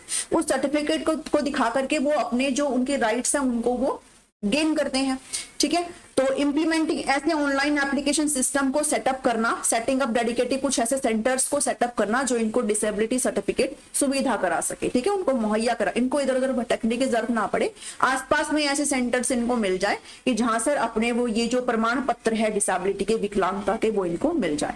गैर सरकारी संगठन जो एनजीओ होते हैं, नॉन गवर्नमेंट ऑर्गेनाइजेशन होती है, इनको बढ़ावा देना, इनको प्रमोशन करना। क्यों? क्योंकि जो एनजीओ होती है वो करती क्या है, वो बेसिकली सरकार के जो इफर्ट्स होते हैं उनको ही आगे लाने का काम एनजीओ का होता है। तो एनजीओ को जब ये बढ़ाएंगे, उनको आगे लाएंगे, तो कहीं ना कहीं किन को हेल्प होगा, जो डिसेबल्ड पर्सन है उनको यहाँ पर हेल्प होगा। ठीक है, तो उनके साथ कोलैबोरेट करना एनजीओ के साथ to set up community based rehabilitation centres in underserved area. ठीक है, तो कम सुविधा वाले क्षेत्रों में समुदाय आधारित पुनर्वास केंद्र स्थापित करने के लिए गैर सरकारी संगठनों के साथ सहयोग करना। बेसिकली एनजीओ का काम वही होता है कि सरकार के द्वारा जो भी चीजें चलाई हुई है उनको फुलफिल करने का काम एनजीओ का होता है। विकलांग व्यक्तियों के रिकॉर्ड का संग्रह, collection of records of person with disability. ऐसे व्यक्तियों का रिकॉर्ड रखना काफी जरूरी हो जाता है ताकि ये पता चल सके कि देश में किस प्रकार की डिसेबिलिटी है या किस प्रकार से लोगों को समस्या आ रही है। ठीक है, तो ये सभी देश के भीतर अक्षमता के प्रसार, प्रकार और वितरण पर जानकारी एकत्रित करने के लिए राष्ट्रीय सर्वेक्षण किए जाते हैं, नेशनल सर्वे किए जाते हैं, और कहीं ना कहीं जनगणना आयोजित करना ताकि पता चल सके। और जब पता चलेगा तभी तो आगे चीजें इंप्लीमेंट करी जाएगी। सोशल सिक्योरिटी की बात करी गई है। सोशल सिक्योरिटी में क्या होता है, इनको अलाउंस देने की बात करी गई है, मतलब आप कह सकते हो कि विकलांग भत्ता देने की बात करी गई, इनको सब्सिडी प्रोवाइडेड करने की बात करी गई ताकि इनको फाइनेंशियली थोड़ा बहुत हेल्प किया जा सके। ठीक है, तो ये पॉलिसी के अंतर्गत आने वाली सारी चीजें हैं जो आप ध्यान में रख लेना। एक दो बार पढ़ेंगे ना वो हो जाती है चीजें। ठीक है, रटने की जरूरत नहीं है, बिकॉज आपसे रिटर्न में नहीं पूछेगा, आपको ऑप्शन फिल करने हैं वहां पर। चलिए, इंटीग्रेटेड एजुकेशन आईईडीसी, आईईडीसी आपने सुना होगा, आईईडीसी काफी इंपॉर्टेंट है। एक ये चीज यहां पर लगाई गई है, इस स्कीम को क्या बोलते हैं, integrated education for the disabled children. ठीक है, तो ऐसा मतलब विकलांग बच्चों के लिए एकीकृत शिक्षा इसको हिंदी में कहते हैं। तो इस स्कीम को सेंट्रल यानी कि केंद्र के द्वारा इस स्कीम को लाया गया था 1974 में, डिपार्टमेंट ऑफ सोशल वेलफेयर के द्वारा, समाज कल्याण विभाग के द्वारा। देखो मैंने हर चीज लाइन टू लाइन बिल्कुल यहाँ पर लगाई है जो कि फैक्चुअल है, तो आप पढ़ना पड़ेगा, आपको ये थोड़ा दिमाग में बिठाना पड़ेगा इसको। इस स्कीम को ट्रांसफर कर दिया गया बाद में डिपार्टमेंट ऑफ एजुकेशन, शिक्षा विभाग को 1982 में इसे ट्रांसफर कर दिया गया। ठीक है, फैक्चुअल चीजें हैं तो पढ़ लीजिएगा इसको अच्छे से। अंडर दिस स्कीम क्या होता है कि जो हैंडीकैप चिल्ड्रन है are sought to be integrated in the normal school system. जो सामान्य स्कूल प्रणाली है इसके तहत ही इन बच्चों को, जो हैंडीकैप बच्चे होते हैं, जो विकलांग बच्चे होते हैं, इनको एकीकृत किया गया। किनमें? जो सामान्य स्कूल होते हैं, कि मतलब ये भी नॉर्मल स्कूल्स में ही अब पढ़ेंगे, इनकी एजुकेशन भी यहीं पर ही की जाएगी। ठीक है, तो ये इस स्कीम के तहत किया गया। Integrated education for disabled children IEDC was established with an objective. क्या उद्देश्य है इसका? To provide educational opportunities. जो शैक्षणिक जो भी अपॉर्चुनिटी है, अवसर है इन बच्चों का, वो सभी चिल्ड्रन विद डिसेबिलिटी, मतलब विकलांग बच्चों की जो भी शैक्षणिक अवसर है वो कहां पर हो सके? जनरल स्कूल सिस्टम में। वही चीज जो मैंने अभी ऊपर बताई। ठीक है, बट ये आपको ना ऐसे पूछ लेते हैं और ये क्वेश्चन भी आया हुआ है, इसलिए मैंने इस लाइन को यहाँ पर लगाया है कि नॉर्मल जनरल स्कूल सिस्टम में इन बच्चों को लाया जाए, इनको एकीकृत किया जाए वहां पर, और ये बच्चे भी उन्हीं बच्चों के साथ मिलकर के अच्छे से अपनी शिक्षा को ग्रहण कर सके। ठीक है, तो आईईडीसी स्कीम को 1992 में रिवाइज भी किया गया था। ठीक है, तो ये जरूर ध्यान में रखिएगा। 74 में आई थी, बट इसको रिवाइज करने का काम, संशोधित करने का काम 1992 में किया गया। क्यों किया गया था? क्योंकि अभी तक जो इन बच्चों के लिए मतलब जो हेल्प एक तरीके से प्रोवाइड करी जाती है वो 50% प्रोवाइड करी जा रही थी, और 1992 के बाद जो ये हेल्प हो गई वो 100% असिस्टेंस यानी कि 100% सहायता अब दी जाने लगी। जो भी राज्य है, यूनियन टेरिटरीज है, इन सभी को 100% अब हेल्प यहाँ पर दी जाने लगी रिवाइज होने के बाद। इससे पहले 50% 10% दी जाती थी रिवाइज होने से पहले, ठीक है। तो इन बच्चों की एजुकेशन के लिए जो कि माइल्ड हैंडीकैप से गुजर रहे हैं, कॉमन स्कूल में ये सभी लोग पढ़ सके, इनको आवश्यक एड प्रोवाइडेड हो, इंसेंटिव और स्पेशली ट्रेन टीचर इनको मिल जाए, इसके लिए 100% जो हेल्प है वो सेंट्रल की तरफ से सारे स्टेट और यूटीज को प्रोवाइड की जाने लगी इस स्कीम के तहत, आईईडीसी के तहत, ठीक है। इतना यहां से समझ में आया, सारी चीजें फैक्चुअल है भाई। अब बात करते हैं project integrated education for children with disability, PIED, ठीक है। अब ये भी आपका लिंक करता है जो आपकी IEDC आई थी, integrated education for disabled children, ये उसी से ही लिंक करने का काम करता है, क्योंकि ये एक ऐसी अप्रोच है PIED, प्रोजेक्ट इंटीग्रेटेड, ये एक ऐसी अप्रोच है जो IEDC को ही स्ट्रेंथ करती है, मतलब इसी को ही जो हमने अभी पीछे पढ़ी है ना इंटीग्रेटेड एजुकेशन, उसको ही और मजबूत करने का एक दृष्टिकोण है PIED, ठीक है। इसको लॉन्च किया गया था NCERT और यूनिसेफ के द्वारा, NCERT और यूनिसेफ। आप मुझे कमेंट सेक्शन में यूनिसेफ की फुल फॉर्म बताएंगे और NCERT की फुल फॉर्म बताएंगे, ठीक है। 1987 में under the ministry of MHRD, human resource development के तहत, ठीक है, ये भी बताएंगे। और MHRD को अब बदल करके क्या नाम दे दिया गया है, जो कि NEP के अंतर्गत आता है, NEP नेशनल एजुकेशन पॉलिसी 2020 में MHRD को बदल करके अब क्या बुलाया जाने लगा है, ये भी बताएंगे। तो 3 चीज मैंने आपको दी है होमवर्क में, ठीक है। मुझे सबके कमेंट आने चाहिए, जितने भी लोग देखेंगे, दोनों की फुल फॉर्म और MHRD को अब क्या बुलाया जाने लगा है ये भी बताएंगे, क्योंकि अगर आपने NEP देखी है मेरी पढ़ाई हुई तो फिर आप इस क्वेश्चन को बना सकते हैं, ठीक है। और NCERT का मैंने बताया हुआ है, तीनों चीजें आप बताएंगे मुझे। तो 1987 में, ठीक है, आप डेट ईयर आप ध्यान में रख लेना। तो इसका उद्देश्य क्या है कि जो स्पेशल नीड है ऐसे बच्चों की, जो दिव्यांग बच्चे हैं, उनकी कुछ नीड होती है, जो फिजिकल और मेंटली डिसेबिलिटी हो, उनको कैटर करने के लिए इसको लाया गया है PIED को। ये फोकस करता है टीचर ट्रेनिंग प्रोग्राम पर, ठीक है। तो जो शिक्षक है उनको प्रशिक्षण प्रदान करने का काम इसके अंतर्गत किया जाता है, और इसमें ये जो है 3 लेवल पर किया जाता है, 3 लेवल पर। जो फर्स्ट लेवल है वो है 5 डे का, यानी कि 5 दिन का ओरिएंटेशन ट्रेनिंग प्रोग्राम है ये, ठीक है, 5 दिन का। सबसे पहला है क्या है, 5 day orientation course for all the teachers in the regular school, जो नियमित स्कूल होते हैं उसमें सभी टीचर्स को 5 दिन के इस कोर्स से गुजरना है। दूसरा है कि 6 वीक का इंटेंसिव ट्रेनिंग है, मतलब गहन शिक्षण है, 6 वीक का, 6 हफ्तों का। मतलब अब जो है 100% नहीं है, 10% टीचर्स यहाँ पर आएंगे, ठीक है, 10% शिक्षकों के लिए 6 हफ्ते का गहन प्रशिक्षण प्रोग्राम है ये। उसके बाद थर्ड है 1 साल का 1 ईयर मल्टी कैटेगरी, मतलब बहुत सारी कैटेगरीज में, ठीक है, बहुश्रेणी में ट्रेनिंग प्रोग्राम है। 8 to 10 यानी कि 8 से 10 टीचर्स आएंगे, सिर्फ रेगुलर स्कूल टीचर होंगे ये, और इनके लिए 1 ईयर का मल्टी कैटेगरी ट्रेनिंग प्रोग्राम, ठीक है। तो ये 3 ट्रेनिंग प्रोग्राम है जो PIED के अंतर्गत आते हैं। अब नेक्स्ट जो स्कीम आई है आपकी वो है inclusive education for disabled at secondary stage. ये सारी स्कीमें हम सीटेट में भी पढ़ते हैं, बट तब हम सिर्फ इनकी फुल फॉर्म पढ़ के छोड़ देते हैं, बट अब ये पेपर है आपका नौकरी वाला, तो इसलिए मैंने इसमें यहाँ पर इंक्लूड किया है, कभी फैक्चुअल चीजें ना पूछ बैठे आपसे। तो inclusive education for disabled at secondary stage, IEDSS, ठीक है, ये भी आपका IED से ही रिलेट करता है, IEDC, integrated education for disabled children. तो यहाँ पर बात करी गई है सेकेंडरी स्टेज पर बच्चे की इंक्लूसिव एजुकेशन की बात करी गई, हिंदी में भी पढ़ लेंगे। तो इसको लॉन्च करने का काम 2009 से 10 में किया गया था। ये स्कीम रिप्लेस करती है किसको, IEDC को। भाई जो PIED थी वो तो IEDC को स्ट्रेंथ करती है, मतलब उसको और मजबूत बनाती है, लेकिन ये जो है IEDSS ये इसको ही रिप्लेस कर रही है, इसको IEDC, ठीक है, जो हमने पहले पढ़ी ना इंटीग्रेटेड एजुकेशन वाली, उसको ही रिप्लेस करने का काम कर रही है, यानी कि उसकी जगह पर अब ये आ गई है IEDSS, जिसकी फुल फॉर्म है inclusive education for disabled at secondary stage. इतनी चीजें यहां से क्लियर हुई, ठीक है, कंफ्यूज नहीं होना, चीजें इजी हैं, बस कंफ्यूज नहीं होना। अब इसका एम क्या है, to enable all student with disabilities to pursue 4 year of secondary education. Secondary education पता किसकी बात करी जा रही है, ये सेकेंडरी एजुकेशन की बात कर रहा है, मतलब कि 9वीं से लेकर के 12वीं, ये जो 4 साल है ना, इसमें बच्चे की शिक्षा यहाँ पर पूरी हो, इस शिक्षा को मेंटेन करने का, इस शिक्षा पर फोकस करने का काम इसका है, IEDSS का, ठीक है। तो 4 साल की जो सेकेंडरी एजुकेशन है उसके बारे में बात करता है। It provide assistance for the inclusive education of disabled children in class 9 से 12। इस स्कीम को अब सबज्यूम्ड कर दिया गया है राष्ट्रीय माध्यमिक शिक्षा अभियान RMSA में 2013 से, ठीक है। थोड़ा सा आपको लग सकता है कि कभी ये हो रहा है, कभी वो हो रहा है, कभी वो उसमें मिल रही है, कभी वो उसमें, लेकिन खुद से अब जब एक बार पढ़ेंगे ना तो समझ में आ जाएगा, ठीक है। अब IEDSS जो है इसको मर्ज कर दिया गया है, किसमें शामिल कर दिया गया है, एक स्कीम है आपकी राष्ट्रीय माध्यमिक शिक्षा अभियान RMSA में। तो अब RMSA के बारे में भी आपको पढ़ना चाहिए कि आखिर ये क्या है। तो ये स्कीम भी आपकी 2009 में ही लॉन्च हुई थी।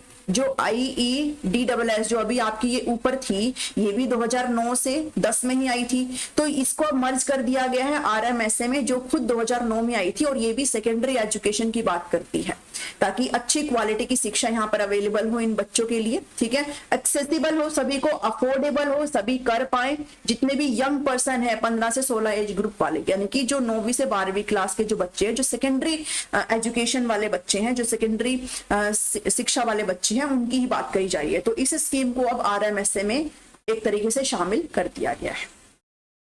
यहां से समझ में आई इतनी चीजें। नेक्स्ट है सर्व शिक्षा अभियान SSA को भी पढ़ते जाओ भी यहाँ पर। SSA is termed as an education for all. भाई सर्व शिक्षा अभियान मतलब सर्व मतलब सबके लिए शिक्षा, ठीक है। तो एक ऐसा मूवमेंट चला गया, एक ऐसा अभियान आया, ये कहा गया कि भाई सबको शिक्षा मिलेगी, कोई भी बच्चा शिक्षा से वंचित नहीं रहना चाहिए। तो SSA is termed as education for all, सभी के लिए शिक्षा। इसके पियोनियर कौन है, तो ये जो आपका है वो 2001 में आया था, ठीक है। और ये जब आया था तो उस समय जो हमारे प्रधानमंत्री थे, जो अभी नहीं है, अटल बिहारी वाजपेयी थे, तो उनके कार्यकाल के दौरान ये चीजें आई थी। और इसको 2001 में लाया गया था ताकि एलिमेंट्री एजुकेशन को यूनिवर्सलाइज करा जाए, यानी कि जो आपकी जो प्राथमिक शिक्षा है उसके सार्वभौमिकरण के लिए इसको लाया गया था। भाई सभी बच्चों को एलिमेंट्री एजुकेशन जरूर मिले, कोई भी बच्चा इससे वंचित ना रह पाए। और इसको और भी स्ट्रॉन्ग करने का काम तब हुआ जब हमारे संविधान में 86वां संशोधन हुआ। 86 अमेंडमेंट जब इंडियन कॉन्स्टिट्यूशन में हुआ, संविधान के अंदर जब ये संशोधन हुआ, तो इसने और भी ज्यादा इसको बूस्ट अप किया, ठीक है, सर्व शिक्षा अभियान को, क्योंकि उसमें फ्री और कंपल्सरी एजुकेशन की बात करी गई 6 से 14 साल के बच्चों की, और 6 से 18 साल के बच्चों की किनकी बात करी गई, जो डिसेबल्ड बच्चे हैं उनकी बात करी गई। तो इसने और भी इस सर्व शिक्षा अभियान को बूस्ट अप करने का काम किया, ठीक है। अब हम यहाँ पर बात कर रहे हैं बार में कि जो डिसेबल्ड बच्चे उनके लिए स्कीम लाई गई, सारी चीजें करी गई। अब एक rehabilitation council of India RCI भी आपको पढ़ना होता है, क्योंकि इन सबको कंट्रोल करने का काम, हर चीज को देखने का काम किसका होता है, RCI का होता है, रिहैबिलिटेशन काउंसिल ऑफ इंडिया, ठीक है। तो RCI आपने जरूर पढ़ना है। तो RCI एक स्टैट्यूटरी बॉडी है, मतलब इसके कुछ रूल्स नियम है भाई, ठीक है। एक वैधानिक निकाय है जिसको एस्टेब्लिश किया गया था बाय एक्ट ऑफ पार्लियामेंट 1992 में, और इसको जो कहा जाता है वो ये कहा जाता है कि rehabilitation council of India act 1992, ठीक है, भारतीय पुनर्वास परिषद। तो ये आप जरूर ध्यान में रखेंगे, इसे इसके रूप में जाना जाता है। इसका जो ऑब्जेक्टिव है वो क्या ऑब्जेक्टिव है, ये रेगुलेट करता है और स्टैंडर्डाइज करता है। मतलब कि क्या मतलब, एक तरीके से आप कह लो कि मेंटेन करने का काम करता है, मानक प्रोवाइड करने का काम करता है, ठीक है। जो सारी फैसिलिटी हम किसको प्रोवाइड करते हैं, जो डिसेबल्ड पीपल होते हैं, जो भी विकलांग लोग होते हैं, उनको जो भी सपोर्ट, जो भी फैसिलिटी प्रोवाइड करने का काम होता है, उसको देखने का काम, उसको मेंटेन करने का काम, उसको रेगुलेट करने का काम किसका है, RCI का काम है, ठीक है। तो अभी समझ में आया कि RCI एक रेगुलेटरी बॉडी है, ठीक है। तो ध्यान में रखना है कि रेगुलेट करती है, स्टैंडर्डाइज करती है किसको, अब ट्रेनिंग ऑफ प्रोफेशनल, जो ऐसे प्रोफेशनल, ऐसे पेशेवर जो इस फील्ड में काम कर रहे हैं, जो इस रिहैबिलिटेशन के फील्ड में काम कर रहे हैं, उनको भी रेगुलेट करने का काम करती है, उनको भी स्टैंडर्डाइज करने का काम करती है, ठीक है। ये चीज ध्यान में रखेंगे। मेन एम क्या है कि बेसिकली ऐसे लोग जो इस फील्ड में काम कर रहे हैं उनको भी देख रेख का काम करती है, और ऐसी पॉलिसीज जो इनके लिए लाई गई है, जो इनको सपोर्ट प्रोवाइड करने का काम किया जा रहा है, उसको भी देख रेख, रेगुलेट करने का, स्टैंडर्डाइज करने का काम RCI का होता है। ऑब्जेक्टिव समझे यहाँ से। अब कुछ स्पेसिफिक रोल्स एंड रिस्पॉन्सिबिलिटीज है RCI की, जो यहाँ पर आपके लिए मैंने लिखी है, तो इनको भी देख लीजिएगा एक बार। फर्स्ट है एक्रीडिटिंग इंस्टीट्यूशंस, अब इंग्लिश में ना आए तो हिंदी में देख लो, मान्यता प्राप्त संस्थान, ठीक है। ये बेसिकली ऐसे इंस्टीट्यूट को मान्यता प्रोवाइड करती है जो स्पेशल एजुकेशन और मतलब इसमें दैट ऑफर कोर्सेज, ठीक है, जो एक तरीके से कोर्स प्रोवाइड करते हैं रिहैबिलिटेशन में और स्पेशल एजुकेशन में, ठीक है। मतलब एक ऐसे इंस्टीट्यूट जो इन सारी चीजों के ऊपर एक तरीके से मतलब कोर्सेज प्रोवाइड करते हैं, उनको मान्यता प्रोवाइड करने का काम करती है। और जब मान्यता प्रोवाइड होगा मतलब वो वैलिड माना जाएगा, मान्यता नहीं है मतलब वो वैलिड नहीं है, ठीक है। आपके स्कूल और कॉलेज वो सभी मान्यता प्रोवाइडेड होते हैं, ठीक है, वो सभी मान्यता लेकर के बैठे हुए हैं। तो आरसीआई ऐसे इंस्टीट्यूट को जो स्पेशल एजुकेशन पर काम कर रही है, जो इस क्षेत्र में काम कर रही है, उसको मान्यता प्रोवाइड करने का काम कर रही है। यानी कि जो भी ऐसे प्रोफेशनल जो इन कोर्सेज से जुड़े होंगे वो सभी वैलिड माने जाएंगे अगर उनके पास मान्यता है तो, ठीक है। तो पहली ये चीज हो गई।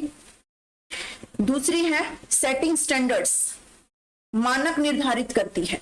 Council set standards for the curriculum, भाई क्या करिकुलम इनको पढ़ाया जाएगा, क्या इंफ्रास्ट्रक्चर होएगा, ठीक है, बुनियादी ढांचे और फैसिलिटीज क्या होंगी इन इंस्टीट्यूशंस के जिनको मान्यता दे रहे हैं, और कंडक्ट ऑफ इंस्पेक्शन, साथ साथ उनका इंस्पेक्शन भी किया जाएगा। ये सारी चीजें मेंटेन करने का काम किनका होता है, ये सारी चीजें मतलब आरसीआई एक तरीके से देखती है, रिहैबिलिटेशन काउंसिल ऑफ इंडिया, ठीक है। तो इन संस्थानों के पाठ्यक्रम, बुनियादी ढांचे, सुविधाओं के लिए मानक, एक स्टैंडर्ड डिसाइड करने का काम इनका होता है, मानक निर्धारित करने का काम होता है कि आप भाई ऐसे ऐसे चीजों को करें, ठीक है, ऐसा होना चाहिए है। तो ये क्या किनका काम होता है, ये आरसीआई का काम होता है। थर्ड है रिकॉग्नाइजिंग एंड रजिस्टरिंग प्रोफेशनल। अब ऐसे प्रोफेशनल जिन्होंने यहाँ से अपने कोर्सेज कंप्लीट करे हैं इन इंस्टीट्यूशन से, जहां से मान्यता प्राप्त है ये इंस्टीट्यूशन, और यहाँ से अपने कोर्सेज को कंप्लीट करने वाले जो प्रोफेशनल है, ठीक है, इनको रिकॉग्नाइज करते हैं, इनको रजिस्टर करते हैं, ताकि ये जो है अपनी एक जो बोलते हैं ना कि सुविधा अब जब आगे लोगों को देंगे तो वो कहीं ना कहीं जब वो वैध होंगे तभी तो देंगे ना। तो ऐसे लोगों को रिकॉग्नाइज और रजिस्टर भी आरसीआई ही करती है कि भाई इन्होंने यहाँ से कोर्स किया है जो कि वैलिड है, ठीक है। तो अब अपनी ये आगे जो सर्विस है वो डिसेबल्ड लोगों के प्रति दे सकते हैं, ठीक है। तो ये चीज थर्ड है। तो पूरा कंट्रोल करने का काम आरसीआई का होता है और आरसीआई से क्वेश्चन पूछ लिए जाते हैं तो आपने नहीं छोड़ना है। डाटाबेस को मेंटेन करने का काम इनका ही होता है, मेंटेन करती है डाटाबेस ऑफ प्रोफेशनल, इसको मेंटेन करती है database of professional who have been registered with the council, जो इनके साथ रजिस्टर्ड है उनके रिकॉर्ड को मेंटेन करने का काम करती है। और प्रमोटिंग रिसर्च एंड डेवलपमेंट, अनुसंधान और विकास को बढ़ावा देने का काम करती है। The council promote research and development in the field of rehabilitation special education. इससे क्या होगा कि जो एडवांस नॉलेज है और जो अंडरस्टैंडिंग है इस फील्ड में वो इंप्रूव करेगी क्वालिटी ऑफ सर्विस प्रोवाइडेड। देखो कोई भी चीज है, अगर मान लो इस चीज पर कोई रिसर्च करता है और कोई अपना फीडबैक देता है तो कहीं ना कहीं उसका क्या है एक पॉजिटिव पॉइंट निकलता है कि अच्छा हम अपनी सर्विस की ये जो क्वालिटी है इसमें और थोड़ा सुधार कर सकते हैं। तो अनुसंधान और विकास को बढ़ावा देने का काम भी किसका है, आरसीआई का है, ठीक है, ताकि चीजों में और ज्यादा क्वालिटी लाई जा सके, गुणवत्ता लाई जा सके। फिर आपने एक टर्म देखा होगा बाला लिखा हुआ, BALA, building as learning aid, ठीक है, यानी कि जो बिल्डिंग है, जो भवन निर्माण है, अब ये किनका हो सकता है भाई, जैसे स्कूल है, आपने स्कूल देखा होगा ना, इनको ही सीखने के लिए इस्तेमाल करना, इनको ही सीखने का एक जरिया बना लेना। आज के टाइम में आपने स्कूल देखेंगे ना, प्राइवेट स्कूल तो बहुत ज्यादा चमकीले बमकीले होते हैं, मतलब उसमें तो बहुत ज्यादा हो गया है, इवन गवर्नमेंट स्कूल में भी हो गया है कि जितने भी पिलर्स वगैरह होते हैं स्कूल में, वॉल होती है, दीवारें होती हैं, उनके ऊपर ना प्रिंट करने लगे हैं हम, जैसे फॉर्मूलाज प्रिंट कर दिए, मैथमेटिक्स फॉर्मूला प्रिंट कर दिए, कोई पोएम वगैरह लिख दी, ठीक है, बॉडी पार्ट्स कहीं पर किसी गैलरी के ऊपर जो है छाप दिए दीवार के ऊपर। तो ये क्या है कि दीवारों को जो है एक तरीके से वहां पर बिल्डिंग, भाई दीवार किसका हिस्सा, बिल्डिंग का हिस्सा है ना, तो उसको भी एक लर्निंग एड के तौर पर अब इस्तेमाल में लाया जा रहा है। तो बाला के फुल फॉर्म आपसे मैंने देखा एक दो जगह पूछी गई है, तो बाला क्या होता है, बिल्डिंग एज लर्निंग एड, ठीक है। तो ये अलाउ करता है चिल्ड्रन को to learn all the time in the school environment, कि बच्चे अगर क्लासरूम से बाहर निकलते हुए गैलरी में से जा रहे हैं, बाहर खेल रहे हैं, तो उनकी नजर उन पे जाएगी तो कुछ ना कुछ तो सीखेंगे ना, ठीक है। उनका जो स्ट्रेंथन है, मतलब जो पावर है, जो सीखने की जो शक्ति है, वो और भी मजबूत होगी जैसे वो देखेंगे, ठीक है। जब आप किसी भी एग्जाम की तैयारी करते हो तो आप अपने सामने एक पर्चा नहीं चिपका लेते हो कि ये फॉर्मूला मुझे याद नहीं होते तो मैं इसको लिख के चिपका लेता हूँ, बार बार नजर पड़ेगी तो वो याद हो जाएगा। सेम चीज है ये भी। ठीक है। और यहाँ पर लर्निंग कैसे हो जाती है, फन भी हो जाती है और चाइल्ड सेंटर्ड भी हो जाती है। ठीक है, तो ये था आपका आज का सेशन जिसमें मैंने कंप्लीट आपका डिसेबिलिटी वाली चीजें जो है वो डिस्कस कर ली है। यहाँ से आपका जो समावेशी शिक्षा है वो आपका फिनिश हो जाता है। तो अब बताओ मुझे कैसी लगी आपको मेरी मेहनत, पसंद आई है तो जरूर करना है आपने लाइक, और कमेंट करके जरूर बताइएगा। और जो 3 मैंने होमवर्क दिए हैं, एनसीईआरटी की फुल फॉर्म, ठीक है, यूनिसेफ के बारे में आपको बताना है कि यूनिसेफ क्या है, और इसके अलावा जो हाँ एमएचआरडी है, जिसको अब क्या नए नाम से पुकारा जाने लगा है, ये आपको मुझे बताना है। Following is the correct sequence of the assessment of children with learning disability, क्योंकि हम डिसेबिलिटी से डील कर रहे हैं, ऐसे बच्चे जिनकी स्पेशल नीड्स है, स्पेशल उनकी आवश्यकताएं हैं, ठीक है, विशिष्ट आवश्यकता वाले बच्चे हैं ये, तो इसी से रिलेटेड आपके क्वेश्चन रहेंगे। तो आपका क्या एक करेक्ट सीक्वेंस होनी चाहिए, कौन सा मूल्यांकन का सही क्रम है, ठीक है, क्रम है, ठीक है, जो भी है ये। चलो सबसे पहले आप स्क्रीनिंग करेंगे, फिर चाइल्ड फाइंड करेंगे, फिर डायग्नोज करेंगे या फिर इवैल्यूएट करेंगे। दूसरा है चाइल्ड फाइंड करेंगे। चलो खुद बताओ इसका क्या आंसर आएगा, 1 का क्या आंसर आएगा। सभी एक दूसरे की कॉपी नहीं करेंगे, अपना अपना दिमाग लगाएंगे, ठीक है, और फिर मैं आपके साथ क्या करूंगी इसको डिस्कस करूंगी।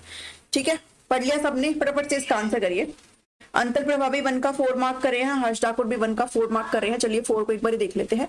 4 कहता है कि चाइल्ड फाइंड, बिल्कुल सही बात है भाई। सबसे पहले तो हम बच्चे को फाइंड करेंगे, है ना, हमें ऐसा बच्चा देखना है कि भाई जो, देखो 2 तरीके के बच्चे होते हैं, एक होता है नॉर्मल बच्चा और एक होता है आपका स्पेशल बच्चा। अब स्पेशल में आपके डिसेबिलिटी वाले बच्चे भी आ जाते हैं, इम्पेयर्ड जो बच्चे होते हैं वो भी आ जाते हैं, और जो आप कह सकते हो कि गिफ्टेड बच्चे होते हैं ना, जो मतलब बहुत आगे आगे ही चलते रहते हैं, टीचर से भी आगे चलते रहते हैं, सुपीरियर बच्चे, वो सब आपके स्पेशल के अंदर आ जाते हैं।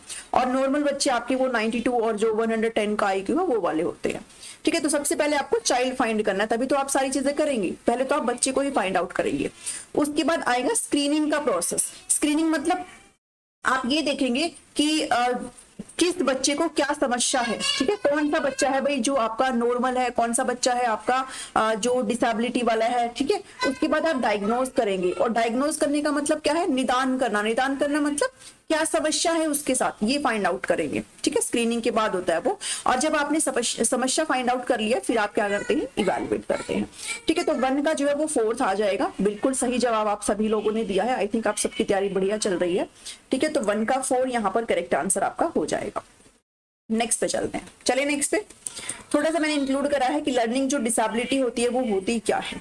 ठीक है, देखो लर्निंग डिसेबिलिटी यानी कि आप कह सकते हो हिंदी में अधिगम अक्षमताएं, या फिर आप असमर्थता भी कह सकते हो हिंदी में, अधिगम की असमर्थता। ठीक है, तो आपके सामने 2 टर्म होते हैं, एक होता है आपकी इम्पेयरिटी होती है और दूसरा आपकी होती है डिसेबिलिटी। तो दोनों ना अलग अलग चीजें होती है। डिसेबिलिटी इज काइंड ऑफ कि आपका जो ब्रेन है वो फंक्शनल नहीं कर पाता है, ये सिर्फ आपकी सीखने की अक्षमता है, कि आपको सीखने से संबंधी कुछ विकार है। ठीक है, मतलब ऐसा नहीं है कि आप फिजिकली तौर पर आपको कोई दिक्कत है, आपके माइंड का जो है कहीं ना कहीं माइंड जो है वो परफॉर्म नहीं कर पा रहा है, ब्रेन का जो फंक्शनिंग है वो नहीं हो पा रहा है। ठीक है, तो जेनेटिक भी हो सकता है, अनुवांशिक भी हो सकता है, मतलब आपकी पेरेंट्स के थ्रू आपको आया हो वो भी ये हो सकता है।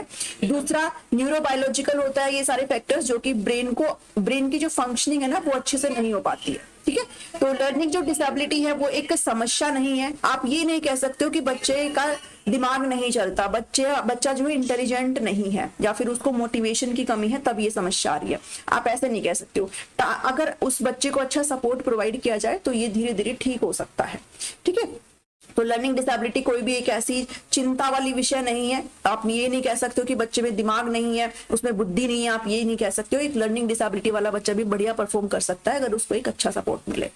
ठीक है, तो इसमें बच्चे को क्या क्या डिफिकल्टी आती है, बच्चे को बेसिकली इसमें लर्निंग से रिलेटेड जो डिफिकल्टी आती है, जैसे बच्चा रीड नहीं कर पाता है, ठीक है, रीडिंग रिलेटेड डिसऑर्डर होता है जिसको डिसलेक्सिया बोलते हैं। राइटिंग रिलेटेड बच्चे को समस्या आती है, बच्चे को लिखने संबंधित विकार हो जाता है जिसको डिस्ग्राफिया बोलते हैं।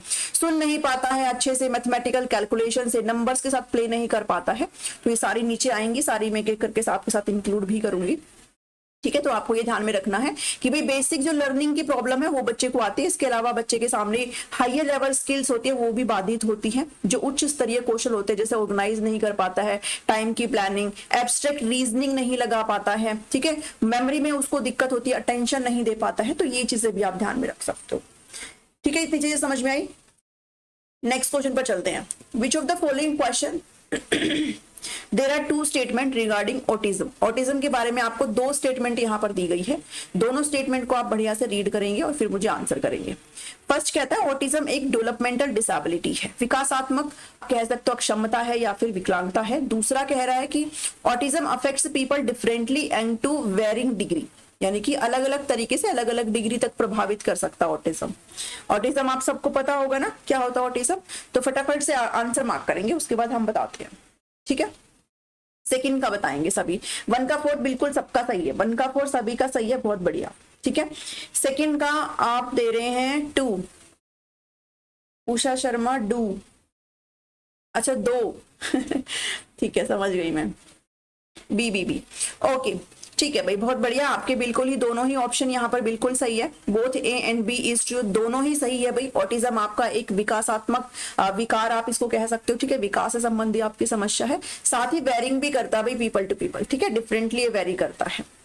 तो ऑटिज्म के बारे में अगर मैं आपके साथ डिस्कस करूं तो आपको ये पता रहना चाहिए है कि भाई ऑटिज्म में जिस बच्चे जो ऑटिस्टिक बच्चा होता है ना, वो बच्चा मतलब वो एक तो ना सोशल नहीं होता बिल्कुल भी, वो किसी से बात करना, कोई उससे बात करे उसको बिल्कुल भी पसंद नहीं होता है। काफी सारे यहाँ पर मैंने चीजें लगाई हुई है, आप इनको देख सकते हो। हिस्टेरिक्स का मतलब होता है कि एक सेकेंड, हिस्टेरिक्स का मतलब होता है कि बच्चा ना मतलब फियर में बहुत रहता है, कंफ्यूज टाइप है ना, मतलब वो बहुत डरा सा रहता है हर चीज से। उसके बाद है कि वो खुद से अलोन खेलना पसंद करता है, क्योंकि वो बच्चा सोशल नहीं होता, उसे लोगों के साथ घुलना मिलना बिल्कुल भी पसंद नहीं आता, वो अकेले में रहना पसंद करता है, ठीक है। बहुत ज्यादा जो ऊंचा जो मतलब जो लाउड नॉइस होता है उसके प्रति सेंसिटिव होता है, वो नहीं सुन सकता उस चीज को, ठीक है।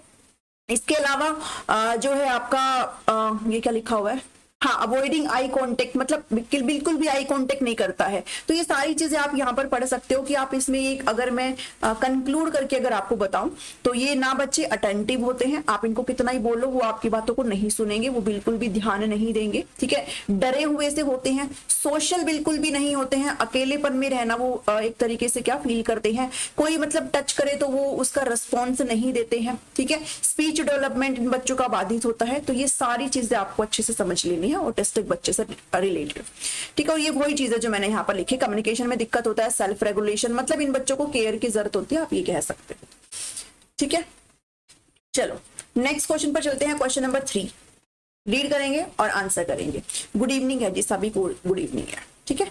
To support inclusion of student having dyscalculia, dyscalculia क्या होता है ये पता होना चाहिए, उसके बाद आप इसका आंसर कर देंगे।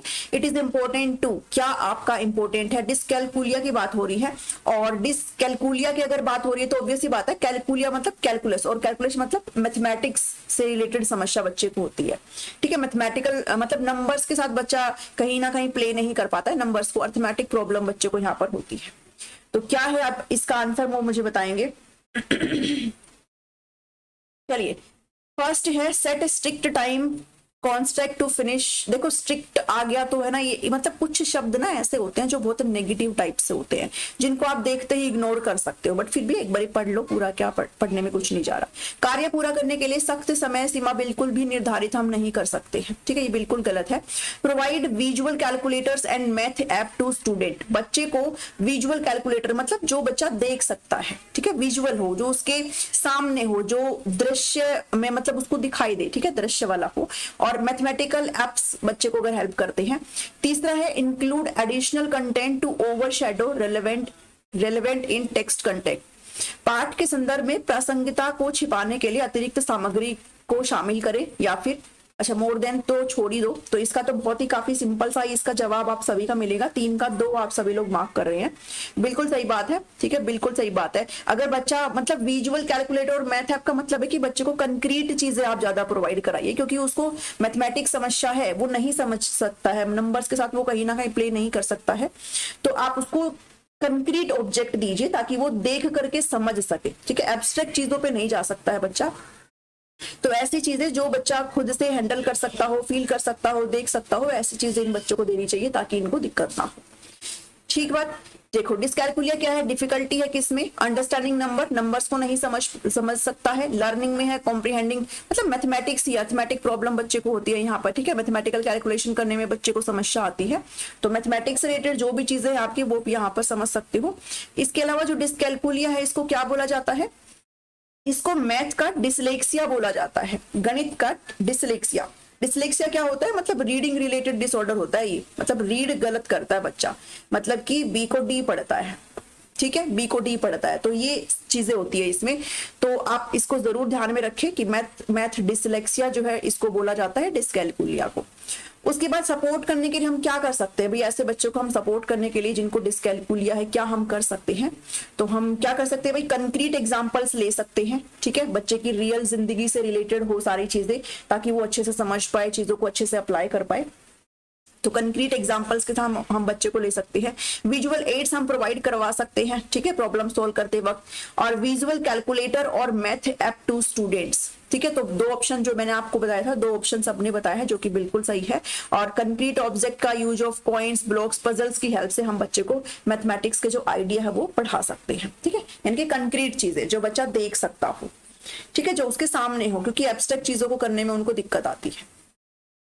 यहां तक समझ में आ रहा है, सभी को समझ में आ रहा है। नेक्स्ट क्वेश्चन पढ़िए, क्वेश्चन नंबर 4।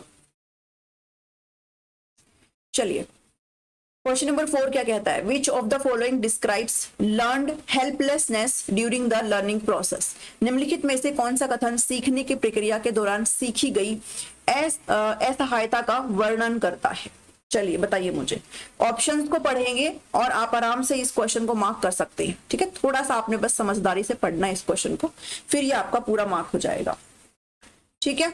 चलिए पढ़िए, students perception that their action do not affect outcome leading to a lack of effort, विद्यार्थियों की यह धारणा कि उनके कार्यों का परिणामों पर कोई प्रभाव नहीं पड़ता है, जिसके कारण प्रयास में कमी आती है। मतलब बच्चे ये सोचते हैं कि मैं अगर कोई काम करूंगा तो उससे कुछ होना नहीं है, तो ये सोच करके वो करता ही नहीं है उस चीज को, ये है इसका मतलब। दूसरा है कि एक teaching method that emphasises learning through repetition, एक शिक्षण पद्धति जो पुनरावृत्ति के माध्यम से सीखने पर जोर देती है, ठीक है, या फिर a state where student learn better than stress, एक ऐसी स्थिति जहां छात्र, ये तो गलत है ना, तनाव में तो बिल्कुल नहीं सीखेंगे, ठीक है। अभी तक मैंने आईसीटी नहीं करवाई है जी, अभी तक आईसीटी नहीं कराई है। चलो, outcome of consistent reinforcement in the classroom setting, कक्ष में लगातार सुदृढ़ीकरण का परिणाम। चलिए मार्क करिए, फोर्थ का आप मार्क करेंगे, फोर्थ का सोच समझ के मार्क करिएगा।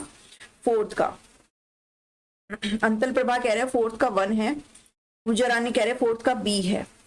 चलो रिपीटेशन की बात कर रहा है ये, आईसीटी की मैं ले लूंगी, ठीक है, क्लासेस में ले लूंगी आईसीटी की, सोच रही हूँ मैं उसके बारे में, ठीक है, तो प्रिपेयर करना पड़ेगा मुझे उसका कंटेंट, देखते हैं उसका 1-2 दिन में लेकर के आते हैं। भाई देखो ध्यान से पढ़ो इस चीज को, लर्न हेल्पलेसनेस को पहले समझो कि होती क्या है। देखो मतलब इससे समझो, ये जो लिखा है ना, लर्न मतलब सीखा हुआ, और हेल्पलेसनेस मतलब कुछ ऐसी चीज आपने पहले से ही सीख के रखी है जो आपको हेल्प नहीं कर रही है, ठीक है, मतलब कि आप कुछ भी काम करो उससे पहले ही आपने खुद को असहाय बना दिया है। लाइक अगर मान लो किसी ने अभी टीजीटी का फॉर्म भरा है, चंडीगढ़ का किसी ने, मान लो, ठीक है, फॉर्म तो भर दिया, अब वो पहले से ये सोच के बैठा हुआ है कि यार फॉर्म तो भर दिया पर मेरा हो नहीं सकता, मुझे पता है मेरा नहीं होगा, और ये सोच करके वो तैयारी ही नहीं करे, तो वो है आपकी लर्न हेल्पलेसनेस। मतलब पहले ही दिमाग में ये बिठा के बैठ गए हो कि हम कुछ भी कर ले हमारे आउटकम सही नहीं आएंगे, ठीक है, और इसकी वजह से हम एफर्ट ही नहीं डालते हैं, वो है ये चीज। तो फोर्थ का क्या आ जाएगा, फोर्थ का ए आ जाएगा। समझ में आया सबको, फोर्थ का क्या आ जाएगा, ए आ जाएगा। किस किसने दिया है ए मार्क फोर्थ का, सॉरी 2 नहीं है 1 है, ठीक है, 1 आ जाएगा फोर्थ का। नेक्स्ट पे चलो, फोर्थ का ए पूजा गौतम ने दिया है, बहुत बढ़िया। चलो, लर्न हेल्पलेसनेस वो ये कि एक साइकोलॉजिकल कंसेप्ट है, मतलब हमारे अंदर ही ये चीजें कहीं ना कहीं पनप जाती है। एक ऐसी कंडीशन है जिसमें कोई भी इंडिविजुअल बहुत ही पावरलेस फील करता है, मतलब वो खुद की जो स्थिति है उसको कंट्रोल नहीं कर पाता है, मतलब उसको खुद के अंदर बिलीव ही नहीं है कि वो कर सकता है, इसलिए वो करता भी नहीं है उस चीज को, ठीक है। चलो, इम्पेयरमेंट क्या है? Impairment is a dash condition while disability is a dash condition. फटाफट फिल करिए इम्पेयरमेंट और डिसेबिलिटी। इम्पेयरमेंट और डिसेबिलिटी में मैंने फर्क बताया है ना। डिसेबिलिटी आपकी क्या है? आपकी डेवलपमेंटल है, ठीक है, आपकी विकासात्मक, आपकी लर्निंग से रिलेटेड आपका डिसऑर्डर है। जबकि जो इम्पेयरमेंट है वो आपका फिजिकल है, ठीक है, आपका कैसा है? आपका फिजिकल है, ठीक है, बायोलॉजी। अच्छा, मैंने बता ही दिया ये तो आपको। चलो, मैंने बता ही दिया इसका तो। फिफ्थ का मार्क करेंगे सभी, फिफ्थ का किया किसी ने? चलिए इसको करते हैं, है ना, ज्यादा ऐसे टाइम नहीं वेस्ट करते हैं। देखो, ऑपरेटिव फिजिकल नहीं होगा, सोशल साइकोलॉजिकल नहीं होगा, बल्कि क्या होगा? बायोलॉजिकल और फंक्शनल होगा। आप इसी से अंदाजा लगा सकते हो फंक्शनल। जब भी हम डिसेबिलिटी की बात करें तो हम क्या बात करते हैं कि कहीं ना कहीं ये क्या है कि ब्रेन फंक्शन नहीं कर पाता है, ठीक है। जैसे रीडिंग रिलेटेड डिसऑर्डर है, लिखने समस्या विकार है, मैथमेटिक्स को नहीं समझ पाते हैं, ठीक है, अफेजिया है, डिस्टोपिया है, तो ये सारी चीजें हैं, तो वो फंक्शनल रिलेटेड है। और जो आपका इंपेयरमेंट है वो कौन सा है? वो आपका बायोलॉजिकल है, ठीक है। तो ये चीजें ध्यान में रखेंगे। फिफ्थ का सी, हाँ जी, फिफ्थ का सी आएगा।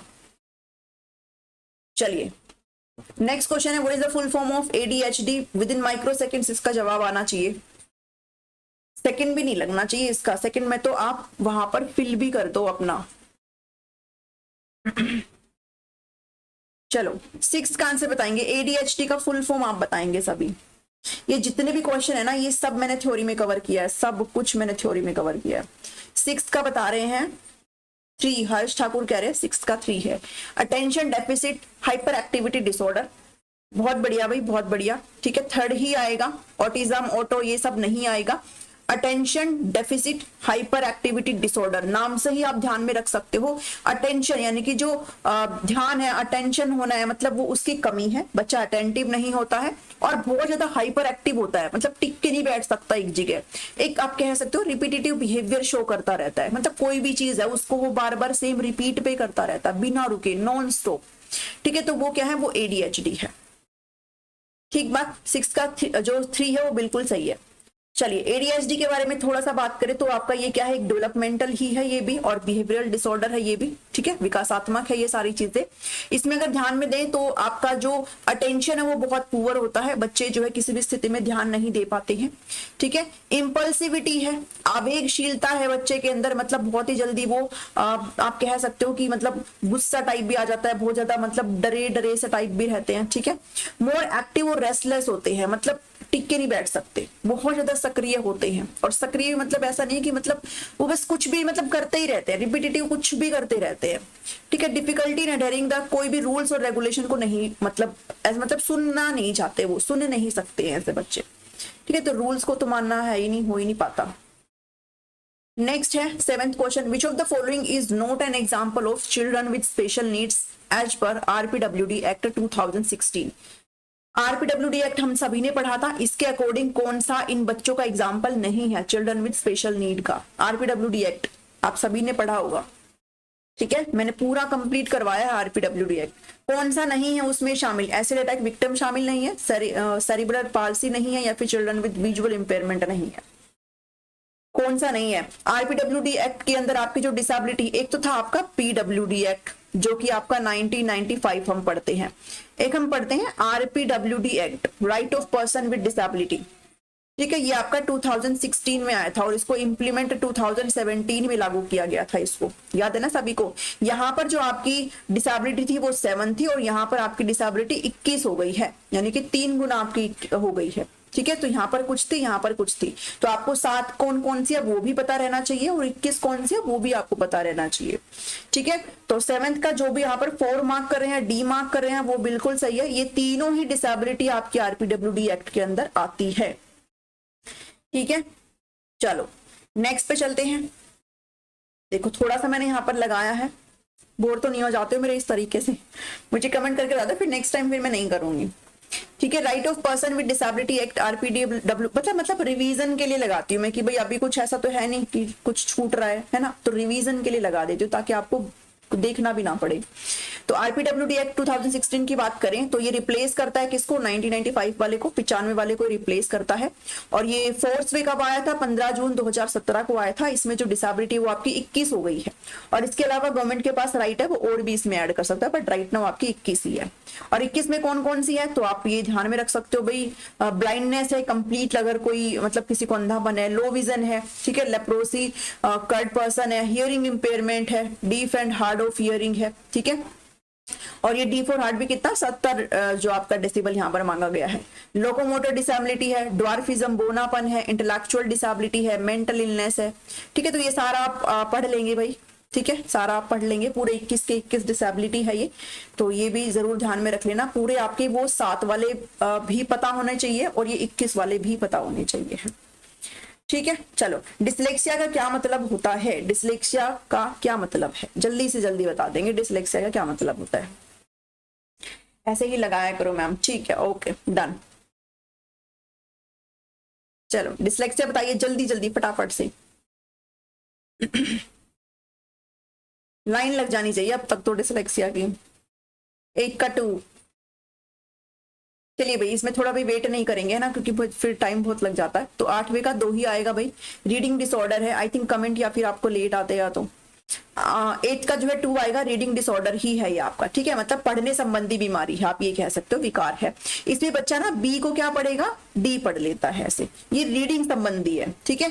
तो ये आपको ध्यान में रखना है भाई, मतलब वो आप कह सकते हो मिरर इमेज बना देता है बच्चा, ठीक है, मिरर इमेज बना देता है, उसको लिखना कुछ है वो लिख कुछ देता है, मिरर इमेज बना देगा, ठीक है। मान लो एन है तो वो उसको ऐसे उल्टा बना देगा पूरा ऐसे, ठीक है। तो ऐसे रीडिंग संबंधी है। और अगर मान लो कई बार अगर आपसे पूछे ना, अगर आपको राइटिंग वाला पूछे, तो राइटिंग वाला सबको पता है डिसग्राफिया ही होता है ना राइटिंग वाला, बट अगर ऑप्शन में डिसग्राफिया नहीं है ना तो आप राइटिंग के लिए डिसलेक्सिया को मार्क कर सकते हो, ये ध्यान में रख लेना, ठीक है। अगर ऑप्शन में डिसग्राफिया नहीं है राइटिंग के लिए तो फिर आप डिसलेक्सिया को फॉर राइटिंग मार्क कर सकते हो, रीडिंग और राइटिंग दोनों के लिए आप इसको मार्क कर सकते हो, ठीक है। चलो नेक्स्ट पे चलते हैं। अच्छा ये सारी एक बारी देख लो। चलो डिसग्राफिया क्या है भाई, आप अच्छे से लिख नहीं पाते हो, ठीक है, एबिलिटी टू राइट ये आपकी इफेक्ट हो जाती है। डिसकैलकुलिया आपका जो है कैलकुलेशन, मैथमेटिकल जो कैलकुलेशन आप उसको नहीं परफॉर्म कर पाते हो, ठीक है। डिस्फेजिया है आपकी एक लैंग्वेज डिसऑर्डर है जो आपकी कम्युनिकेशन को बाधित करता है, ठीक है। डिस्प्रेक्सिया की बात करो तो आपका एक मोटर डिसऑर्डर है जो आपकी कोऑर्डिनेशन, किसका समन्वय, टंग का, आपके जीभ का और आपके लिप्स का, जिसकी वजह से आपके साउंड प्रोड्यूस होते हैं, इसको अफेक्ट करता है। अफेजिया की अगर बात करें तो ये भी आपका क्या है, इंपेयरमेंट ऑफ लैंग्वेज है जो आपकी एबिलिटी टू कम्युनिकेट यानी कि बोलने, मतलब आपका जो संचार है इसको बाधित करता है ये भी, ठीक है। अच्छा इसके अलावा एक है आपका ये क्या है, इसको मैंने हाईलाइट नहीं किया है। डिसर्थिया है एक न्यूरोलॉजिकल डिसऑर्डर है जो कि आपका स्पीच को ही कहीं ना कहीं बाधित करता है। फिर डिस्टोपिया है, डिस्टोपिया मतलब जिसको होता है ना, मतलब उसको ना ऐसा लगता है जैसे कुछ अच्छा है ही नहीं जिंदगी में, उसको सब कुछ ना उजड़ा उजड़ा सा लगता है कि उसकी जिंदगी में अब कुछ मतलब खास बचा नहीं है, ऐसा वो फील करता है, ठीक है। तो मतलब फियरफुल लाइफ कह सकते हो और बहुत ही अजीब सा लगता है उसको। और स्टटरिंग जो होता है आपका वो क्या होता है, मतलब आप इसको तुतलाना कह सकते हो, ठीक है, तुतलाना आप इसको कह सकते हो शटरिंग को, ठीक है। तो ये ध्यान में रखेंगे, पूरे के पूरे आपके लर्निंग डिसऑर्डर है ये। चलो पारुल की intelligence test indicate that she is average to above, अच्छा Parul's intelligence test indicate that she is average to above average, मतलब उसका जब हमने बुद्धि परीक्षण किया पारुल का तो वो कहता है कि वो एवरेज से अबोव एवरेज है, मतलब आईक्यू बढ़िया है उसका, ठीक है, मतलब आईक्यू कैसा है, बढ़िया है उसका। However her grades in reading, spelling, social science and science are very low, उसके जो ग्रेड है वो पढ़ने में, ठीक है, स्पेलिंग्स के बारे में, सोशल साइंस और साइंस में काफी कम है। Her math grade are quite high, mathematical जो चीजें हैं वो काफी बढ़िया, उसकी राइटिंग स्किल भी उसकी एडिकेट है। तो पारुल को कौन सा विकार है यहाँ पर, आप ये बताइए, पारुल को सबसे अधिक क्या संभावना है यहाँ पर, बताइए क्या संभावना है, पारुल को क्या समस्या आई हुई है। 8th का भी ठीक है हो गया, 9th का बताइए। इसका जो आंसर है वो ऊपर की 2 लाइनों में ही छिपा हुआ है।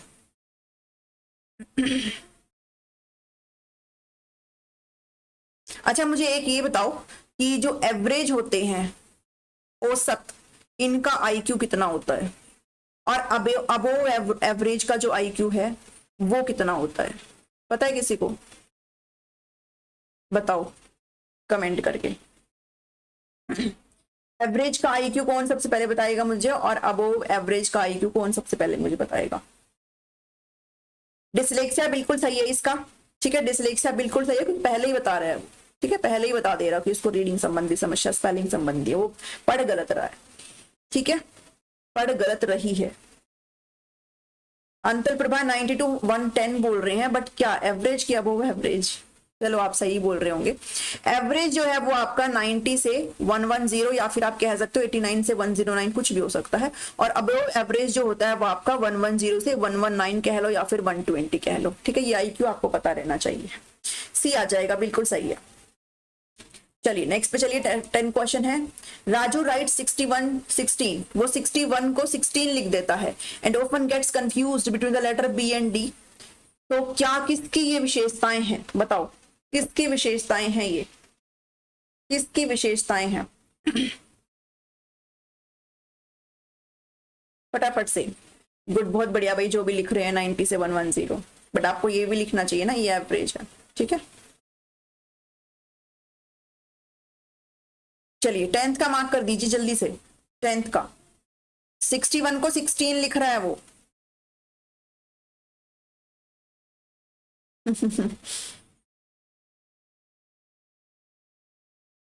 अंतर प्रभा ने 1 मार्क किया है, जो कि बिल्कुल सही है, डिसलेक्सिया ही आएगा ये। देखो उषा शर्मा, ये राइटिंग समस्या नहीं है। मैंने आपको क्या बताया था डिसलेक्सिया में, कि बच्चा रीड गलत करता है, ठीक है, वो बी को डी पढ़ेगा, मतलब मिरर इमेज बना देता है, और जब वो पढ़ गलत रहा है तो वो लिखेगा भी गलत, ठीक है। और ये सेम जो प्रॉब्लम है ना, वो मेरी बेटी के अंदर है, मैं खुद इस चीज को फेस कर रही हूँ। वो कुछ भी लिखती है ना, उसका मिरर इमेज बना देती है। भाई हर चीज का बना सकती है मिरर इमेज, हर चीज का, जब तक उसको ठोको ना कि भाई आप गलत लिख रहे हो, वो हर चीज का मिरर इमेज बना सकती है। मतलब कुछ भी लिखा है ना, उसको इतना ईजी करके उल्टा बना के दे देती है, ठीक है। तो डिसलेक्सिया जो आपका रीडिंग संबंधी है, ठीक है, पठन संबंधी विकार है आपका ये।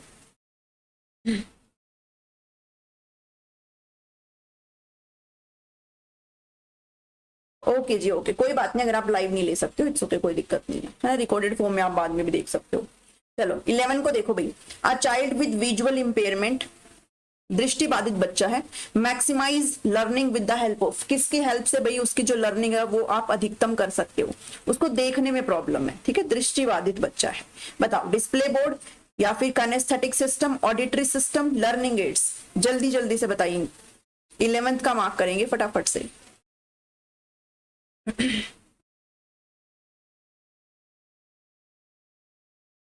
चलो जल्दी से बताओ।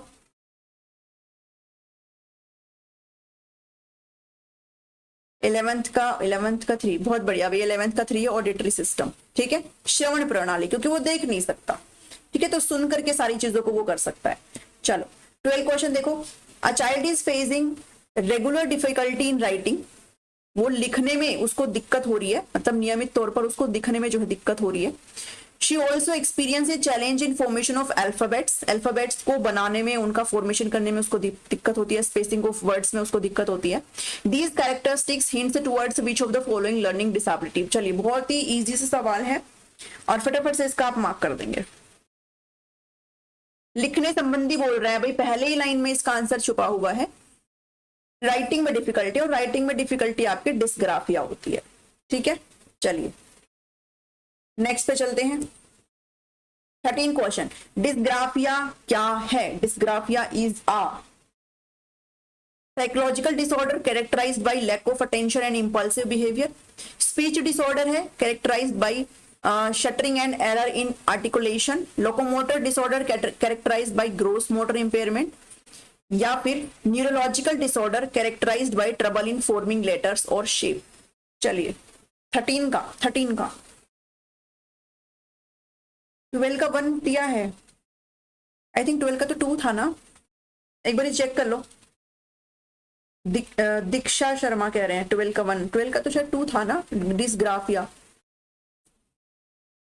2 था, ठीक है। 13 का बताइए अब, डिस्ग्राफिया क्या है? 13 का 4 डी, बहुत बढ़िया भाई, 13 का 4 ही है, बिल्कुल आपका लिखने संबंधी है ये, ठीक है। तो आपको लेटर्स को, शेप को, फॉर्मेशन में आपको दिक्कत आ रही है, आप उनको नहीं फॉर्मेट कर पा रहे हो, ठीक है। चलिए नेक्स्ट सवाल पे चलिए। It is critical to identify areas of, चलो देखते हैं कितने बच्चे इसको सही करते हैं। It is critical to identify area of dash of a child with special education needs and provide means to build upon them. आपको ऐसे बच्चे जिनको विशेष आवश्यक जो शिक्षा है उसकी आवश्यकता है, आप उनके किस एरिया को आइडेंटिफाई करेंगे? सबसे पहले इस एरिया को आप आइडेंटिफाई करेंगे, उसके वीकनेस को, उसकी कमजोरी को पता लगाएंगे, सबसे पहले इंक्लूजन को, स्ट्रेंथ को पता लगाएंगे, या फिर उसकी प्रॉब्लम क्या है इसको पता लगाएंगे। चलो अब देखते हैं। ब्लर दिख रहा है क्या? नहीं, सही दिख रहा है ना? इसका आंसर करेंगे भाई 14 14। अब फंस गए सारे के सारे। चलो 14।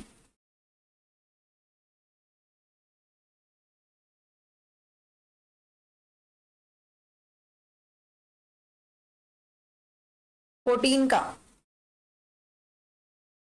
4 दे रहे हैं, 14 का 1 दे रहे हैं, 14 का 4, 14 का डी, 14 का ए। लाइव रुक गया है क्या?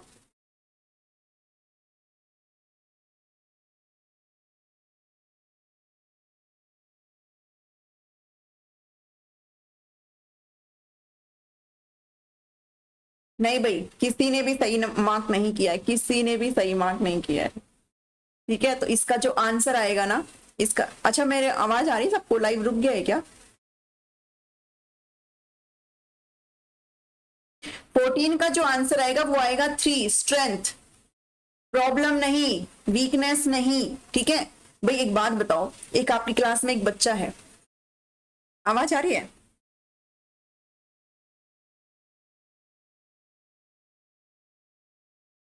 भी एक बार कमेंट करो प्लीज, क्या मतलब चल रहा है लाइव, ठीक से चल रहा है? क्योंकि इधर रुक रहा है आई थिंक मेरे पास फोन जो है।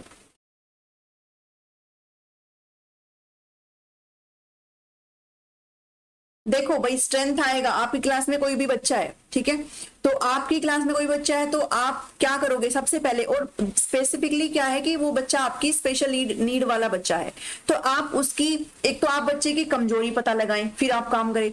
आप बच्चे का स्ट्रेंथ देखिए भाई, कर क्या सकता है बच्चा, कितना कर सकता है, तब आप सारी चीजों को जो है अप्लाई करेंगे। ठीक है, तो स्ट्रेंथ आएगा यहाँ पर, बच्चे की स्ट्रेंथ आएगी, बच्चे की जो स्ट्रेंथ को हिंदी में क्या बोलते हैं, ताकत, आप पहले वो देखेंगे। ठीक है, लाइव चल रहा है, ठीक है, रुका तो नहीं था ना बीच में भाई? स्ट्रेंथ आएगा इसमें, ठीक है, ओके ठीक चल रहा है। स्ट्रेंथ आएगा, वीकनेस नहीं आएगा, प्रॉब्लम नहीं आएगा, इंक्लूजन नहीं आएगा। आप सबसे पहले अपने बच्चे का ये देखेंगे कि वो क्या कर सकता है, तो वो यहाँ पर स्ट्रेंथ आएगा। ठीक है, 14 का फंस गए सारे यहाँ पर, चलो कोई बात नहीं, 14 का ध्यान में रखना है इसको। चलो next question, blind, deaf and dumb come under which category? भाई ऐसे लोग कह लो, बच्चे कह लो जो मतलब ब्लाइंड है, जिनको दिखता नहीं है, जो डीफ भी है, जो बहरे हैं, और डम्ब है, किस श्रेणी के अंदर आते हैं? चलिए बताइए किस श्रेणी के अंदर आते हैं ये? Physically handicap, mentally handicap, socially handicap, या फिर इमोशनली हैंडीकैप? बिल्कुल, इसमें क्या ही सोचना है ना, फिजिकल हैंडीकैप, बिल्कुल सही बात है, हर्ष ठाकुर ने सबसे पहले जवाब दिया है, इसमें क्या ही सोचना है। चलो नेक्स्ट, चलो 16 का, learning disability are generally found, सीखने संबंधी अक्षमताएं आमतौर पर पाई जाती है। 16 का आंसर करेंगे आप सभी। सीखने संबंधी अक्षमताएं आमतौर पर पाई जाती है in specially those children whose paternal relatives have such problems, विशेषकर उन बच्चों में जिनके पैतृक मतलब पिता के साइड से रिश्तेदारों की कोई ऐसी समस्या हो, ऐसे बच्चे जिनका एवरेज टू सुपीरियर आईक्यू हो, more often in boys as compare to girls, या फिर more often in children belonging to, मतलब जो ग्रामीण क्षेत्रों से बिलोंग करते हैं उनके अंदर ज्यादा पाया जाता है, ऐसा ये बोल रहे हैं। 16 का मार्क करेंगे जल्दी से। 16 का 16 का 1 मार्क करे हर्ष ठाकुर। देखो इसको अगर ऑप्शन को आप पढ़ोगे तो ये जो सारे 2, 3 और 4 ऑप्शन है ना, ये तो अजीब से ही ऑप्शन है। ठीक है, उषा शर्मा 16 का भी नहीं आएगा भाई ना। ऐसा किसने कह दिया कि जो एवरेज बच्चे हैं और जो सुपीरियर बच्चे, पता है 140 आईक्यू वाले होते हैं सुपीरियर बच्चे। ठीक है, 140 प्लस आईक्यू वाले होते हैं सुपीरियर बच्चे, तो ऐसा नहीं है। ठीक है, मतलब ऐसा नहीं है भाई, 2, 3 और 4 बिल्कुल आपके रोंग है। आपका जो 1 ऑप्शन है वो यहाँ पर ठीक है। 16 का 1 किसने दिया है? सबने ही दिया है, ठीक है, बहुत बढ़िया।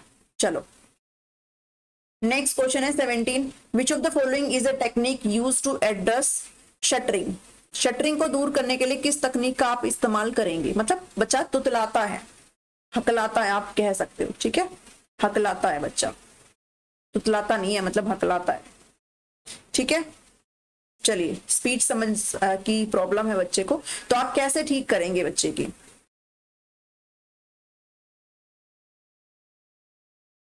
Purposeful speech, practical speech, delayed speech या फिर प्रोलॉन्ग्ड स्पीच? 17 का मार्क करेंगे, 17 का मार्क करेंगे। एक बारी चेक कर लो हर्ष ठाकुर, एक बारी चेक कर लो,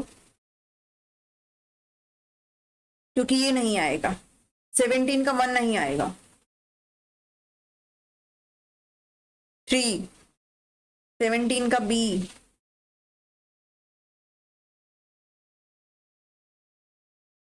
नहीं नहीं 3 तो बिल्कुल ही नहीं आ सकता। 3 क्यों मार्क कर रहे हो आप? चलो मैं बताती हूँ इसका जो आंसर आएगा ना वो आपका आएगा बी बी बी, इसमें फंस गए सारे। 17 का 4 आएगा भाई ठीक है, प्रोलॉन्ग्ड स्पीच। प्रोलॉन्ग स्पीच मतलब आप बच्चे को थोड़ा लंबा बुलवाइए, ठीक है, इससे क्या होगा, बच्चे में ना फ्लुएंसी आएगी बोलने में, क्योंकि उसको बोलने संबंधी समस्या है ना, तो आप उसको प्रोलॉन्ग स्पीच करवाइए, लंबा बुलवाइए उससे, ठीक है, तोड़ के और फिर लंबा बुलवाइए उससे। तो 17 का ना 4 आएगा, प्रोलॉन्ग स्पीच, ठीक है। मनोज आर्ट ने आंसर दिया है 4। चलो नेक्स्ट पे चलते हैं 18, एज पर RPWD act 2016 who is termed as deaf. Deaf किनको जो है एक तरीके से माना गया है 2016 वाले एक्ट में, मतलब जिनको सुनाई और सुनने संबंधी, मतलब जो श्रवण लोस आप इसको कह सकते हो, वो जो श्रवण लोस है वो कितना डीबी होना चाहिए है, कितना डीबी होना चाहिए? 18 का मार्क करेंगे। 70 होना चाहिए, मैंने अभी पीछे भी शायद बोला है ये, 80 होना चाहिए, 90 डेसिबल बोला गया है, या फिर 60, कितना भाई होना चाहिए लोस, तभी वो डीप की कैटेगरी में आएगा, तभी आएगा वो डीप की कैटेगरी में। कितना? 18 का 1 दे रहे हैं हर्ष ठाकुर, और दो भाई फटाफट से 18 1, 18 डी, भाई 18 का आंसर जो आएगा ना वो 1 आएगा, ठीक है। 70 डेसिबल हियरिंग लॉस होना चाहिए दोनों कान में, दोनों ईयर में। जो मैंने आपके साथ पूरी 21 जो डिसेबिलिटी थी ना वो पिक्चर्स के साथ आपके साथ डिस्कस करी थी थ्योरी वाली वीडियो में, जिसका लिंक मैंने टेलीग्राम पर आज भी डाला है, उसमें ये है, उसमें ये लिखा हुआ है, ठीक है, कि आंखों का है तो कितना, और सुनना है तो कितना कम होना चाहिए, कितना आपका लॉस होना चाहिए सुनने वाला, ठीक है, श्रवण लॉस आपका कितना होना चाहिए। तो 18 का जो भी यहाँ पर 1 मार्क कर रहे हैं वो बिल्कुल सही है, ठीक है। 70 डेसिबल जरूर ध्यान में रखना इस चीज को। नेक्स्ट क्वेश्चन पे चलो, 19 question, which of these is not mentioned in PWD act 1995। ये पीडब्ल्यूडी एक्ट की बात हो रही है, आरपीडब्ल्यूडी एक्ट की बात नहीं हो रही है, पर्सन विद डिसेबिलिटी एक्ट 1995 की बात हो रही है। तो इसमें किसको मेंशन नहीं किया गया है? कंपलसरी एजुकेशन को मेंशन नहीं किया गया है, अर्ली डिटेक्शन यानी कि जो डिसेबिलिटी है उसका जल्दी से पता लगाया जा सके उसको मेंशन नहीं किया गया, क्योंकि नोट लिखा है ये जरूर देखना। सोशल सिक्योरिटी, इनकी सामाजिक सुरक्षा की बात नहीं करी गई है, या फिर गैर भेदभाव की, नॉन डिस्क्रिमिनेशन, बताओ क्या बात नहीं करी गई है पीडब्ल्यूडी एक्ट 1995 में? 19 का मार्क करेंगे सभी लोग 19 को मार्क करिए। Compulsory education, early detection, social security, non discrimination. 19 हर्ष ठाकुर 1 मार्क कर रहे हैं, दीक्षा शर्मा भी 1 मार्क कर रहे हैं, अंतल प्रभा 2 मार्क कर रहे हैं, संजय कुमार साहू 1 कह रहे हैं, उषा शर्मा बी कह रहे हैं। जिसने 1 मार्क किया वो बिल्कुल सही है। कंपल्सरी एजुकेशन की बात पीडब्ल्यूडी एक्ट में नहीं होती है, ये कब बात होती है? ये आपकी आरपीडब्ल्यूडी एक्ट में होती है, ठीक है, आरपीडब्ल्यूडी एक्ट 2016 में बात हो रही है कंपल्सरी एजुकेशन की। Free and compulsory education in बच्चों को दी जाएगी, और वो भी 6 से 18 वर्ष के बच्चों को, ये भी ध्यान में रख लेना, ठीक है। 6 से 18 वर्ष के बच्चों को फ्री और कंपलसरी शिक्षा की बात करी गई है, वो भी किसमें, आरपीडब्ल्यूडी एक्ट में। पीडब्ल्यूडी एक्ट में अर्ली डिटेक्शन की बात करी गई है, सोशल सिक्योरिटी की बात करी गई है, नॉन डिस्क्रिमिनेशन की भी बात करी गई है, लेकिन कंपलसरी एजुकेशन की बात मनोज जाट जी नहीं करी गई है। ठीक है, तो 19 का ए आप मार्क करेंगे यहां पर। चलो नेक्स्ट पे चलते हैं, 20 क्वेश्चन। चलो इसमें देखो भाई, पीडब्ल्यूडी एक्ट जो है उसको और मतलब क्या क्या उसमें इक्वल अपॉर्चुनिटी की बात करते हैं, प्रोटेक्शन ऑफ राइट, ये फुल फॉर्म है इसकी, मतलब बेसिकली पीडब्ल्यूडी एक्ट की बात करें तो इक्वल अपॉर्चुनिटी, इन बच्चों को इक्वल अपॉर्चुनिटी दी जाएगी। ठीक है, जितने भी डिसेबिलिटी वाले, सिर्फ बच्चे नहीं सभी लोग, इनको समान अवसर दिए जाएंगे, समान अपॉर्चुनिटी दी जाएगी। और इनका जो रिजर्वेशन है पीडब्ल्यूडी एक्ट में वो 3% है, ये भी पता होगा ना। पीडब्ल्यूडी एक्ट में जो 1995 वाला है इनको रिजर्वेशन 3% का दिया गया है, जबकि जो आरपीडब्ल्यूडी एक्ट है इसके अंदर जो रिजर्वेशन है वो आपका 3 से कितना हो गया है, 4% हो गया है। ठीक है, जॉब के अंदर, और 3 से 5% जो आपकी हायर एजुकेशन है उसमें हो गया है। ठीक है, ये आपकी गवर्नमेंट जॉब के अंदर है। ये रिजर्वेशन भी ध्यान में रख लेना भाई, कितना कितना है, पहले 3% था। ठीक है, पीडब्ल्यूडी एक्ट में, और इसको इक्वल अपॉर्चुनिटी, इनके राइट का प्रोटेक्शन और इनकी फुल पार्टिसिपेशन, समाज के अंदर पूरी भागीदारी, इनको बिल्कुल भी एक्सक्लूड नहीं किया जाएगा, ये सुनिश्चित करता है पीडब्ल्यूडी एक्ट 1995, जिसको रिप्लेस करके कौन सा हमारा एक्ट आया है, आरपीडब्ल्यूडी एक्ट 2016 आया है। ठीक है, चलो 19 का 4 नहीं चलो 20 में देखो भाई, काफी इंपॉर्टेंट क्वेश्चन है ये। 20 देखती हूँ मैं कौन सही करता है, अच्छे से पढ़ना। ठीक है, 20 देखती हूँ कौन सही से करता है, दिख रहा है, विजिबल तो है। चलो, rehabilitation council of India, RCI, पढ़ाया था मैंने आपको ये। Rehabilitation council of India is a dash, क्या है ये, ऑप्शन में से चूज करना है आपने, क्या है ये। और ये भी ट्रू और फॉल्स की बात कर रहा है, आपको ये बताना कौन सा फॉल्स और कौन सा ट्रू है। तो ये एक गवर्नमेंट बॉडी है that works for the disadvantaged, differently abled और special education needs requirement communities. ये वो सरकारी निकाय है जो वंचित, विकलांग और विशेष शैक्षिक आवश्यकताओं वाले समुदायों के लिए काम करता है। ये स्टेटमेंट आपकी ट्रू है या फॉल्स है। ये एक स्टैट्यूटरी बॉडी है, amended under the act of parliament. अगर आपने वो वीडियो देखी है ना, और अगर आपने पढ़ा है वो, तो आप इसको बहुत आराम से कर सकते हो। बी सही है या गलत है।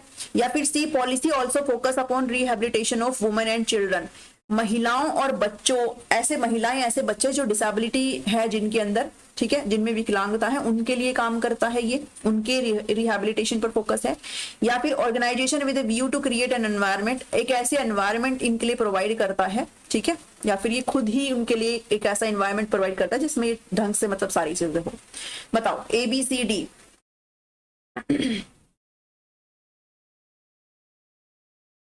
20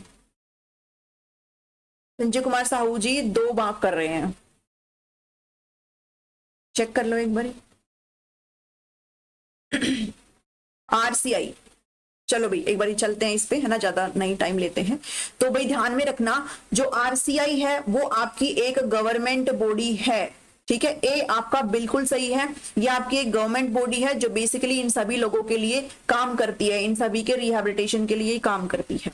एक स्टैट्यूटरी बॉडी भी है ये भाई, ठीक है, जिसको अमेंड किया गया था एक्ट ऑफ पार्लियामेंट, और ये कब किया गया था, 1992 में। ठीक है, तो rehabilitation council of India act 1992 भी इसको कहा जाता है, RCI एक्ट 1992।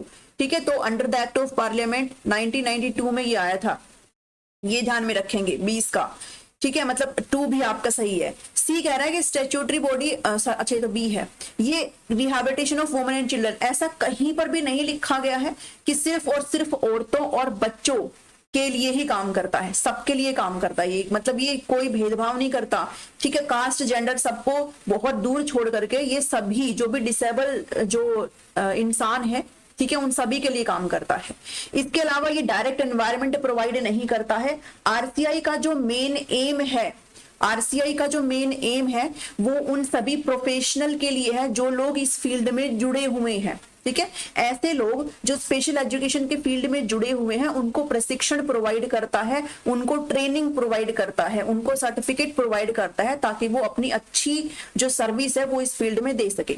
साथ ही ऐसे इंस्टीट्यूट जो यहाँ पर ऐसी एजुकेशन चला रहे हैं उनको मान्यता प्रोवाइड करता है, उनको भी कहीं ना कहीं उनके लिए भी मानक जो है स्टैंडर्ड सेट करके देता है। ठीक है, तो आरसीआई डायरेक्ट उनके लिए नहीं करता। ठीक है।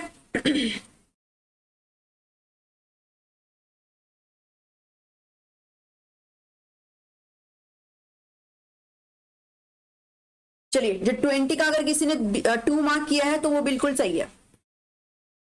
20 का 2 किसने मार्क किया वो बिल्कुल सही है भाई। किसने मार्क किया है? एक तो मार्क किया है, सभी ने मार्क किया है, बहुत बढ़िया, सबने मार्क किया है। चलो 20 का 2। नेक्स्ट पे चलते हैं। अब इसके बारे में थोड़ा सा मैंने लगाया भी है इधर, ठीक है, थोड़ा सा एक बारी देख लो कि जो वो सेम ही चीज है वैसे मैंने जो अभी बोली है। तो आरसीआई जो है एक गवर्नमेंट बॉडी है जो किसके लिए काम करती है? जो डिसेबल्ड लोग होते हैं उनके जो क्या बोलते हैं एम्पावरमेंट के लिए, उनके सशक्तिकरण के लिए और उनके इंक्लूजन के लिए, ठीक है, यानी कि समावेशन के लिए। भाई हर जगह पर जो है इनको समान अधिकार मिलेगा, इनको भी सोसाइटी में कहीं ना कहीं इंक्लूड किया जाएगा, एक्सक्लूड नहीं किया जाएगा। भाई आप डिसेबल्ड हो तो आप ये नहीं कर सकते हो, ठीक है। तो इनके ही फायदे के लिए, इनके लिए ही सारी चीजें जो है आरसीआई जो है देख रेख करती है। और ये एक स्टैट्यूटरी बॉडी है, ये भी सही है, ठीक है, जो कि 1992 के तहत आपके लिए जो है आई जाती है पार्लियामेंट के तहत। तो आरसीआई एक्ट 1992 इसको भी कहते हैं। इसका जो एम है, जो उद्देश्य है वो क्या है कि रिहैबिलिटेशन ऑफ प्रोफेशनल्स, मतलब ऐसे प्रोफेशनल जो इस फील्ड में काम करें उनको क्वालिटी ट्रेनिंग और एजुकेशन देना है। क्योंकि उनको जब ये क्वालिटी ट्रेनिंग और एजुकेशन देंगे तो वो जब आगे जाकर के अपनी सर्विस देंगे तो बढ़िया तरीके से देंगे, ठीक है। एक इंप्रूव्ड चीजें वहां पर आएंगी और सभी लोगों तक सारी चीजें बढ़िया तरीके से जाएगी, ठीक है। तो इसके अलावा ये भी कह रहा है कि ये स्पेसिफिकली सिर्फ वुमेन और बच्चों पर केंद्रित नहीं है, बल्कि जेंडर और एज को ना देखते हुए सभी पर्सन के लिए है जो भी डिसेबिलिटी के दायरे में आते हैं, ठीक है। और डायरेक्ट सर्विस प्रोवाइड नहीं करते हैं, ये भी यहां पर इन्होंने बताया है, ठीक है। चलो, रिहैबिलिटेशन काउंसिल ऑफ इंडिया के बारे में आप सभी को पता चल गया होगा। बाकी थोड़ा मैंने और डीप में बताया था जब थ्योरी करवाई थी। In which year the UN convention on the right of person with disability was held. अब ये आपका फैक्चुअल है जो आपको बिल्कुल पता रहना चाहिए। विकलांग व्यक्तियों के अधिकारों पर संयुक्त राष्ट्र सम्मेलन किस वर्ष आयोजित किया गया था? जल्दी से मार्क कर दीजिए, किस वर्ष आयोजित किया गया था? मैम डिसेबिलिटी टॉपिक दी, अच्छा पंजाबी में ये disability topic the, theory class the, PDF and कुछ होर टॉपिक जिस दी पीडीएफ टेलीग्राम पे नहीं मिल रही, प्लीज सेंड कर दो पीडीएफ। अच्छा पीडीएफ मांग रहे हो? पीडीएफ वैसे तो मैंने डाल रखी है बट शायद इसकी ना भी हो पीडीएफ, ठीक है। तो वो आपके नोट्स आप बना सको, खुद से लिख के देख सको, खुद से अपने नोट्स बना सको, इसलिए नहीं डाल रखी है। बाकी ये भी जो आपके सेशन प्रैक्टिस के चल रहे हैं इनकी पीडीएफ मैंने डाल रखी है टेलीग्राम पर। 21 का बता दो फटाफट से। सी मार्क कर रहे हैं, बहुत बढ़िया जवाब है आपका। 13 दिसंबर, हाँ 13 ही दिसंबर है 2006। चलो नेक्स्ट पे चलो, 22 क्वेश्चन पर चलते हैं। अगेन आरसीआई का है। Rehabilitation council of India act 1992 passed in the parliament was created to regulate man power development program in the field of. संसद में पारित भारतीय पुनर्वास परिषद, जो कि हिंदी में बोली जाती है, ये के क्षेत्र में किस क्षेत्र में जनशक्ति विकास कार्यक्रमों को विनियमित करने के लिए बनाया गया था? चलो, एजुकेशन फॉर ऑर्फन के लिए है RCI, education for individuals with special need के लिए है, या फिर एजुकेशन फॉर डेलिंक्वेंट्स के लिए है, एजुकेशन फॉर ट्राइबल्स के लिए है? चलिए इसमें सोचना ही क्या है।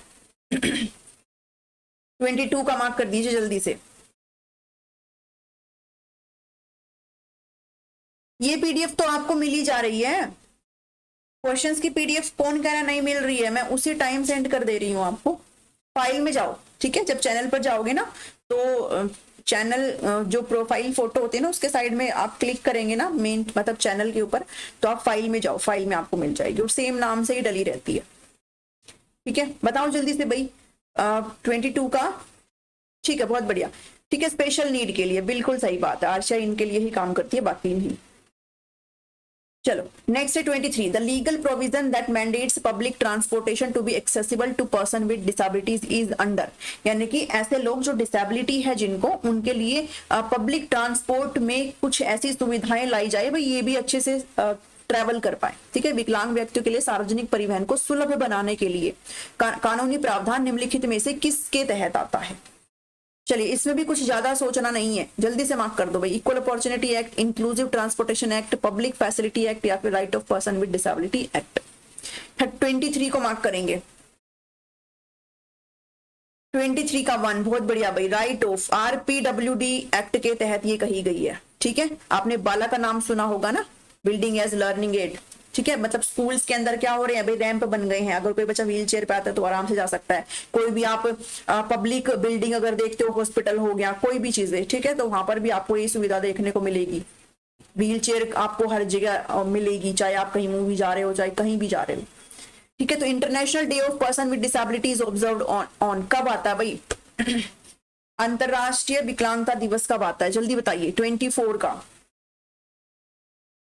24, 3 दिसंबर, 10 दिसंबर, 2 दिसंबर या फिर 6 दिसंबर। 24 का आप आंसर मार्क कर रहे हो 1, बहुत बढ़िया भाई, बहुत बढ़िया। ठीक है, 3 दिसंबर को मनाया जाता है, बहुत बढ़िया। चलो आपकी तैयारी बढ़िया चल रही है, आई मस्त से। ठीक है, 25, बिल्कुल डरना नहीं है, घबराना नहीं है, बस अपनी प्रैक्टिस करते रहो, बढ़िया चल रहा है सब कुछ।